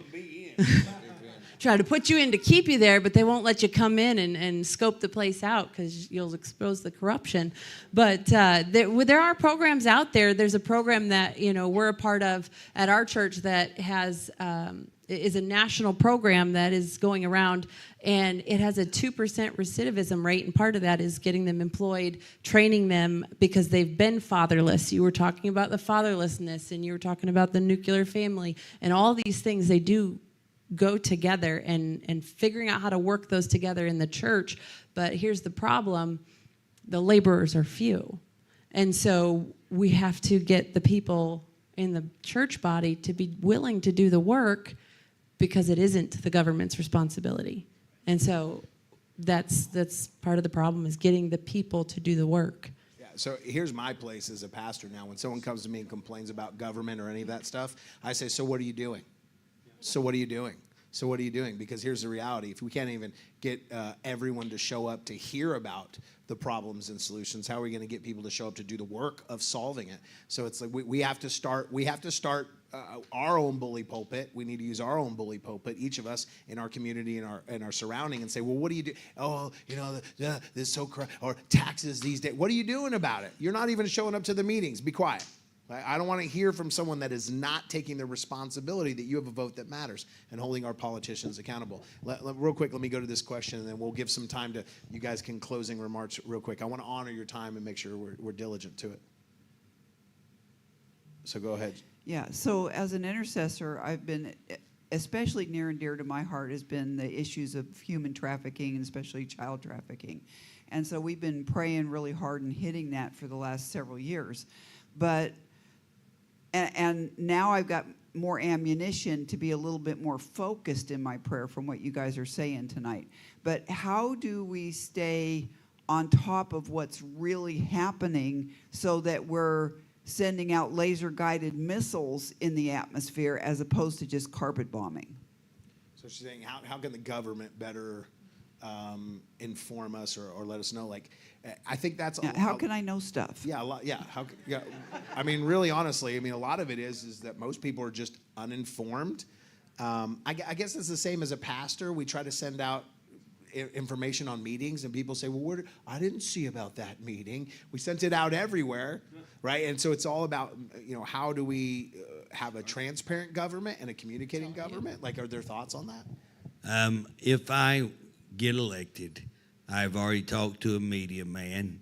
We will do a podcast from the Capitol every week. We will take on the hottest.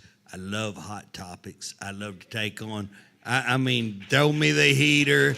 I like the heaters. I want open discussion. I got in a podcast the other day, 1,300 very, very mega people, and they were going to send me some questions beforehand. And I said, please don't send me the questions. I want you to get my honest, unabated, unplanned. I want you to hear my heart. And that's what I want as a lieutenant governor, to hear from the people, hear what is the issue, and then to be able to get that information or to address that problem, not pretend like I have all the answers. I had a boss who was really wormy. He should have been ivermected, but it is legal. I take ivermectin all the time at horse pace. I do want to tell y'all, they lied to them horses. That ain't green apple. That's like persimmon. It tastes like persimmon. It's terrible. It's terrible. That is not green apple. But here's the deal. He was wormy. He needed ivermectin, but he had an old saying that do not bring me a problem if you don't have a solution, because you haven't thought enough about the problem if you don't have the solution. Most of the stuff we're talking about, I have a whole plan on criminal justice. If I got a governor elected, man, he's ready to go, because I have a 3-hour presentation fixing all this no new taxes, how we take it away from the agencies who are bloated upside down, turn it back in what Republicans say, less government, more local government. The problem with homelessness, the problem with mental health is right here on the street. We take the money and return it back to the street, find the solutions that we're talking about. And guess what? If we don't know the solutions, insurance is one of the biggest things I don't know. If Marty Quinn gets elected and I get elected, I can promise you I'm going to be talking to Marty Quinn. How do we fix these insurance issues? So, again, it's finding the experts and finding real boots on the ground, but not a bunch of government officials who claim to be experts, who I was in a room of 34 of them the other day, and they looked like a calf in a gate, couldn't tell you nothing. You know what I mean? We got to get real people who know how to fix the problem, and listen to them and go fix the problem. It's as easy as that. Thank you for the softball pitch to what I was about to say that I wanted to make a comment on. It's perfect, and then we'll go there. Just a second. And one of the things that I do as a pastor is twice a year I get together with other national leaders. These are big, very successful pastors. We get in what's called roundtables, and we sit and we talk about the problems in church. I just came back from one in Florida with several national pastors, and we talk about the problems inside the church, and we talk about it as experts in our capacity. And we talk about the good, the bad, and the ugly, and we hash it out. These are experts in their capacities of church. And we talk about how we can church better, how we can message it. And we get on the same page so we can come together in a coalition and be of one mind. I would love to see a government in Oklahoma from the top, not of who's on the cabinet, not of lobbyists around you, but experts in all these fields, where there were just roundtables. Where you could sit as a governor and you guys could hash it out back and forth, and someone could say, no, that's a terrible idea because you're forgetting about this issue. I mean, one of those private rooms that's not political, but leaders outside the political space that are actually solving the problem, and you had roundtables. I think if our governor did that, where he had roundtables with leaders regularly, once a month, something where you brought in people actually changing the thing and had long discussions about those things, I think we'd come up with better solutions instead of a bunch of politicians. And I'm sure you've already thought of that. That's why he's looking at me like, yeah, I was going to do that, okay? Yeah, Ren. So I know that he's probably thinking that direction because he comes from the same world I do, as well as the political world, that he understands there is a scripture. It's maybe some of you heard of it. There's wisdom in the counsel of many. and many doesn't constitute the same political system. So we have one more question. Very quickly, we're going to go really quickly because I want to give them a chance to just say whatever they want to say before we close down tonight. Thank you. First of all, thank you for Let's see if we can turn that on. Please don't turn. There you go. Thank you. Go ahead. Thank you guys for your unconventional approach to the questions thus far. And JJ, in reference to boots on the ground and homelessness, something that is near and dear to my heart are our vets and the VA and the homelessness of our vets, the suicides of our vets. And I was wondering if you have any unconventional plans or perceptions or ideas. JJ is not unconventional. I am not sure where you learned that from. Can I say that before you answer that? Can I say this? Yeah. Did everyone here? I'm just curious. Did everyone here decide I'm going to vote for JJ Humphrey just so I can watch this podcast happen? Raise your hand if that was the. You had a lot of things to say, and all you had to do was lead with that. I'm going to tell you, I was talking about GPS the other day because I've done a lot of work on tracking people, and the guys come from Atlanta to track, and when we got through talking about it, one of them owns a comedy club, so he actually has told me that if this gig don't work out, I get to go down to Atlanta and go, I'm just going to talk about government. What else we can laugh our heinies off just talking about what happens in Oklahoma government. Absolutely, I do have, most definitely, because here's what we don't have. We don't have anything in Oklahoma. You want to talk about why we can't successfully do anything? Because we have no programming where we know who. So let me give you something, and we can roll it back to veterans. But in the criminal justice, which is my wheelhouse, guess what? Let me give you a number. Y'all know about McGirt, correct? Everybody know about McGirt, what it is? So that takes those criminal cases off of our state docket, and it puts it on the tribal docket or the federal docket. Okay, I'm in a room with 34 of the top people in our state, criminal justice people. 3 of them even have a clue what we're talking about. I asked them, so I waited till they all got done. I said, Governor, can I ask a question? I said, been quiet all the time. What percentage of McGirt cases come off our state? Guess what? All of them look at me all glassy-eyed like, what I mean? Couldn't give me an answer. And the governor says, well, JJ, we know you know the answer. I said, well, no, I know the Humphrey answer because y'all don't have any way to come up with y'all. So what I did, I called the Chickasaws. I got a friend over there. How many y'all got? Then I said, there's 4 big tribes like that. And then I added all the rest of them. And I just said, let's just multiply it by 5. What they were, we multiplied by 5. I come up with about 32%. Now, is that a good way to do your state government? Probably not, but it's better than what they got. So I look like a champ, you know what I'm saying? Because they look like morons, So here's the deal. 32. How many did we get on 780? How many did 780? Y'all know what 780 was? Where we passed a state question that said we're going to take all the possession stuff and lower it to misdemeanor. How many did that take off our state docket? Guess what? Nobody knows. Let's say it's 10%. How much marijuana take off? Let's say 10%, because nobody knows. Do you get the problem? Nobody knows. That's the problem. Okay? We have to create. I have the way to create it. I had it already done, and they killed it. They stole it from me, and they messed it up. So I have a way to pay for it with no new taxes, that we all use this. We use AI, so it identifies issues that we didn't even think about asking because we're collecting it. It helps us identify crimes where they're happening. It helps us identify if heroin's going up over here, murder rates going up over here. If we have chop shops going in, it catches all this by putting the whole state together. And we know when we put the courts together and everything else, we got to put the tribes together. That's what my beautiful part. We make them pay for a whole bunch of it. So I love that. But anyways, we put it all together. Now we get all of the factors in. Now here's what's funny. All those numbers, we said 10, which we're being very conservative, and 32. So let's just say 50%. What do y'all think happened to prison population during this same 7-year period?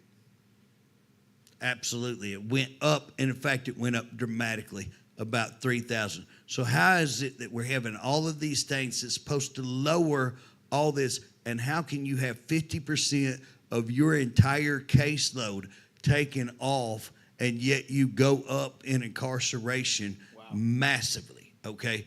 Now, how to bring that back to veterans, the same problem. How many veterans do we have homeless? Who knows? Guess what? Where are they? Where's the majority of them? Guess what? What's the cause of it? Guess what?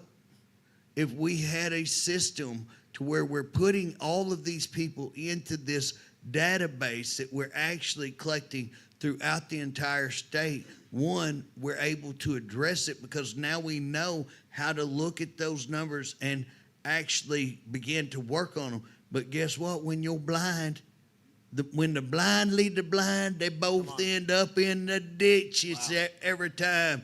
Guess what? We're blind. We're being led by the blind and morons to boot, okay? So that's what my plan is. Kick the morons out, open our eyes, get the real numbers, begin to get solutions. It's not that hard. And when we do, guess what? We even get more grant money because we got the numbers to get the grant money, and we write the things. And then if we're smart, we design it correctly, which we will because we're number one in designing. I got a really good plan. I already got the people who's going to do it cheap too. And we do this, and then we sell it to other states. We make money. We make money. That's how you do it. It's simple, easy stuff. So even I can come up with it. That's so good. That's so good. Okay, very quickly, I'm going to give them a couple of minutes just to talk about whatever they want to close it out for the night. But I want you guys to know that Jake will be at Casino Domino Monday morning at 10 a.m. For Tanya's ministry service that she has there. He'll be That's speaking not a casino, there. right? That's not a casino. That's Cosino. That's Spanish. Okay. Cosino, not casino. Domino. That's on Western Avenue, just down 59th, right to Western and 59th, the corner there. He'll be there speaking 10 a.m. this coming Monday at her service, Come and Worship. That's what it's called. So that'll be great. We also have a silent auction going on in the back there. There's some great items back there. I was looking at them. There's a few of them there I want. I believe there's a hat signed by Trump back there that you guys can bid on. So there's a silent auction to help raise money towards the campaigns here. And so we want to be a part of that. And we will take up an offering there as well. It'll be split between the three, and we'll take up an offering for that. And then I'm going to close tonight out praying for our leaders here and praying for their campaigns here. And we will have Jake back at some point here at FFC on a Sunday morning to actually in a different capacity. So we're excited for that. So if you would, we'll start down here at this end with Heather, and you just have a couple of minutes, share what you want to share about your campaign, whatever it is, no questions here, just it's your couple of minutes to do that, and we'll close out and finish with Jake down here. Man, I've said all I wanted to say tonight. I don't know All right, what JJ, else I could say. go ahead. No. Go ahead. No, so you had asked about, how do you get the information? And 2 years ago when I started the worship services at the Capitol, I was an ill-informed voter, an ill-informed citizen until I started actually speaking to the legislators. And that's how you get the information. You have to show up to meetings. You have to have the citizens roundtables. You have to have these conversations. And one of the things that I have made a promise to when I'm elected to Senate District 24, that I will do town halls. I'm an open book. I'm going to talk to you. So the problem I'm having right now is when I'm knocking doors, people want to talk and they have questions and they want to know. And so I'm having conversations that go in depth, that have to go beyond those 5 seconds, 5 minutes you're supposed to be at the door, right? And they have to go in depth. So I am open and available to that, and that's showing up and being informed and asking questions. But that goes then to electing the folks who are willing to do that, because there are people who are not willing to do that. So that's part of that as well.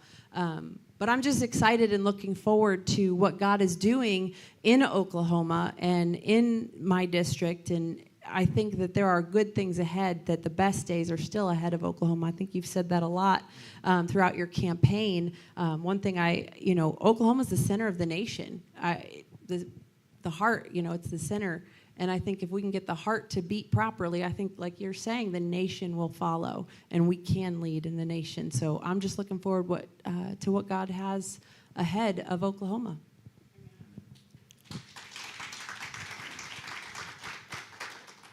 Our state agencies are a disaster. We're upside down. We talked about that. The question is, what the Humphrey y'all gonna do about it, okay? So here's the deal. This race is not about all the lieutenant governors. This race is about you. What do you want? What do you want? If you want pretty, I'm not it. I got one. He is really pretty. He ought to be on the cover of Vogue. If you want pretty, it ain't me, okay? If you want to look pretty, come stand by me. I'll make you look pretty, okay? And tall. You'll look tall and pretty, okay? If you want people who are going to do absolutely nothing, you know what? They've been doing it for quite some time. Go look at their record. Guys, don't take my word. Go look me up. Vet me. Guys, if you want a bulldog, guess what? If you want a porch dog, vote them others. You want a show dog, vote them. You want a bulldog, J.J. Humphrey is your man, okay? Vote J.J. Humphrey for lieutenant governor. I told JJ before this that I'm actually friends, I went to school with and have known since I was 20s, one of the people running against him, Brian Hill, is running for the same position, I should say, Brian Hill, and I invited JJ Humphrey here tonight. Okay, so I want to make that very clear. I'm not saying anything negative, but I'm saying this. As a church, we can't endorse anybody, but as Ren Shuffman, I can endorse whoever I want. Can we? All right, the constitutional authority over there has spoken. I can. But Ren Shuffman does endorse these people here. I've gotten to know their character some, JJ tonight, but I've gotten to know Jake in a larger capacity. And let me say this before Jake's closing remarks. I'm saying it, not him. But when he's governor, we're going to finally have a meritocracy government.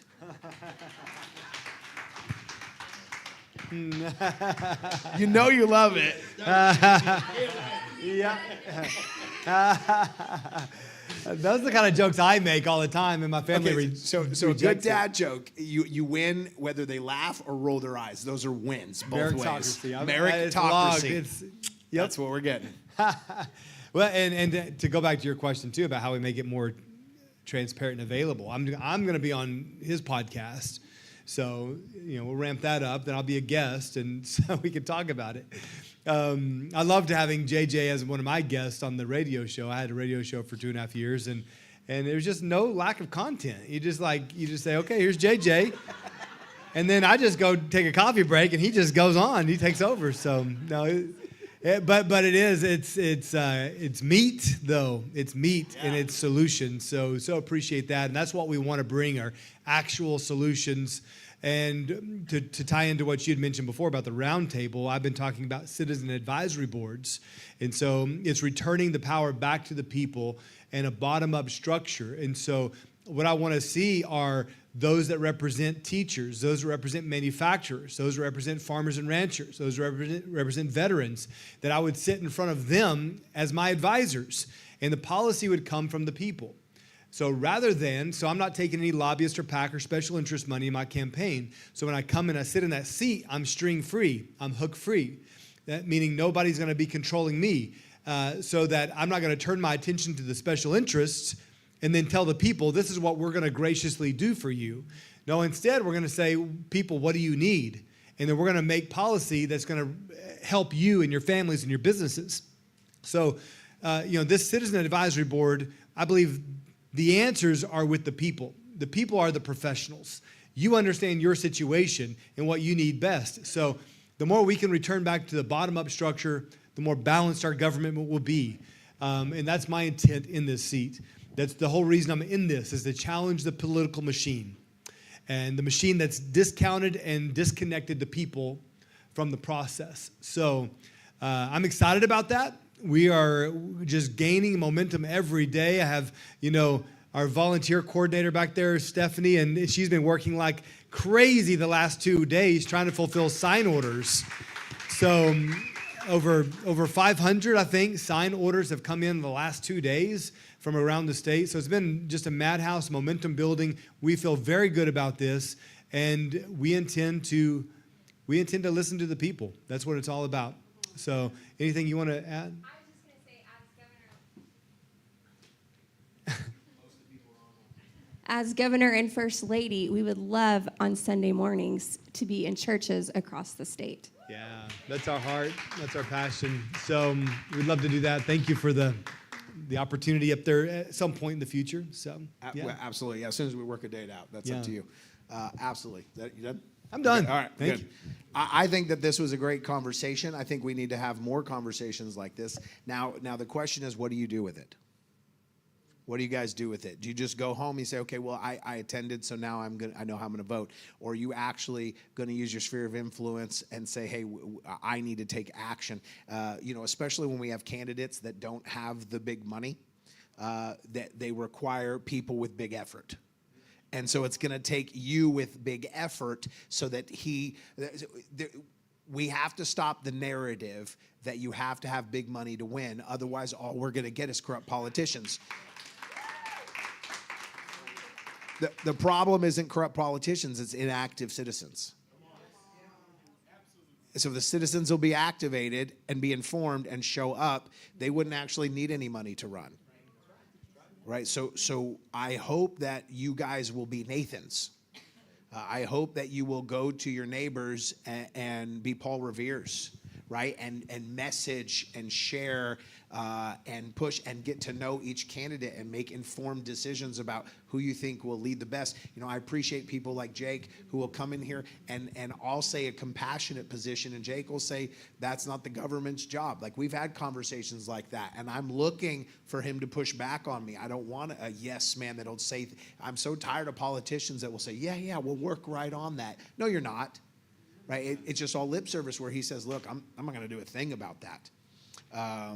That's not government's role. And so we need politicians that will put our government in its right role and tell our citizens to get off their butt and do the parts that they're supposed to do. Otherwise, we end up being a California or New York. I was born and raised in California. I know what it's like to live under Democratic control for 50 years and then move, that was controlled for 50 years and grow up half my life there, move to Oklahoma that's been controlled by Republicans for decades and live half my life there. I can see the difference between the two. And I tell you, you don't want to live in the first one. And so that's what happens when we want government to solve all our problems. Well, the first solution is for the citizens to be involved. If you're not involved, government will end up solving all your problems and you won't like any of their solutions. That's what will happen. So I hope that the biggest thing you take away is not just who you're voting for, but to be informed and to be active. So my takeaway as we finish here, I'm going to pray for them. My takeaway here is that I hope all of you guys in some way walk out of here tonight and say, I'm going to vote for you. If you say you're going to vote for them, what are you going to do to help their campaign to make sure somebody else votes for them? How are you going to multiply? The church's job is to what? Go and make disciples. So if you've made a decision, go make a disciple of your decision. Amen? And so can I pray for you gentlemen real quick and lady? We're going to pray for you guys real quick. And if you guys would just extend your hand out to them.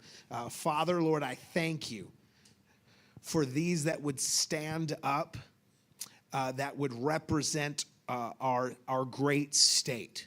And Lord, while we are politicians are running for office, we always talk about the problems. When they're in office, they talk about how good things are. So Father, we know that everything is not negative, everything is not a problem, but we want to improve where there is improvement to be had. Lord, I thank you for these people who are willing to stand in the gap and step up and say, we're going to improve what we can improve. We're going to lead where we can lead, and we're going to take our great state to make it even greater. Father, Lord, I just pray for your wisdom and your gift of discernment, Father, that our leaders here tonight would have the gift of Solomon discernment on their life. That, Lord, they would be able to discern between good and evil. Solomon asked for something solemn. He said, let me have the ability to discern between good and evil. Let me understand the difference. Lord, not just wisdom and how to lead, but the difference between light and darkness. The difference between good and evil. Not just better or best, but good and evil. To know the path that you'd have. Father, would you speak to them and lead them? Would you surround them with men and women that will speak conviction, that will challenge them? But Father, Lord, we know that above all, these leaders need to be humble so that they can receive. Father, would you help them to walk humbly? And as they walk humbly, Father, would you resist that the enemy would throw arrows, that would sling mud? Lord, that we understand that to walk in political circles is to be attacked every single day. So, Father, we put a shield of protection around them.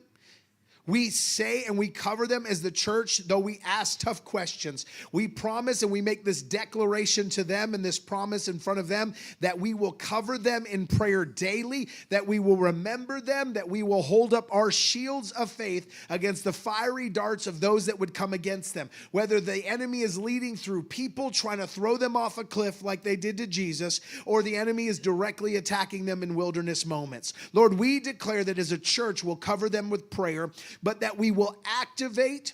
Lord, I decree and declare, and I make this promise that I will use my pulpit, Lord, to message for the righteousness of our state. And our leaders who are leading righteously will have my messaging from my pulpit, that I won't be silent on matters they need me to message for them, Father. That we will work together to see a godly government once again, to see a moral government once again. God, that you can look down and say, there is a people I can bless. And Father, we beseech you to bless this great state, to bless these leaders, and to help them to lead well. So this state can be a shining example on a hill for our nation, so that the rest of the nation can turn, look to us and say, what is it that Oklahoma has that the other state doesn't? And the blessing of God will be the answer. The wisdom of God will be the answer. And the righteousness of God will be the answer once again. Lord, we thank you. And your hand is on them, and your anointing is on them. And as a pastor, I decree and declare that they are anointed for the mantle of government. And I put my hand on Jake, I put my hand on JJ, and I put my hand on Heather and declare they are anointed for the position of government to lead well by example and authority in the name of Jesus. Amen. Amen. Amen. Come on, if you agree with that, just say amen, or maybe give a round of applause for these gentlemen and this wonderful lady coming tonight and answering your questions. We're going to stick around. Don't forget that there's a silent auction. If you want to shake their hand, say hello, get some signs, whatever they have available, or sign up for them and say hello. Thank you guys for coming. Appreciate everyone online. Thank you guys for gathering online. We appreciate you being here. And if you don't have somewhere to go on Sunday morning, I invite you to come here Sunday morning, Freedom Fellowship, 10:30 a.m. Thank you guys.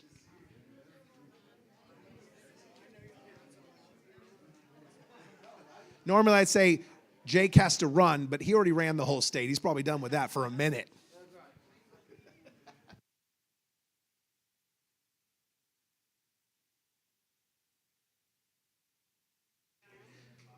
Tomorrow at 2 p.m., Jamie in the red shirt, the Jake Merrick shirt right there in the middle, is leading door knocking for Jake. So if you want to be involved and be a part of door knocking for Jake's campaign, see her right there, Jamie, and you can be a part of the door knocking. Put your commitment tonight and your enthusiasm to work. Amen? All right.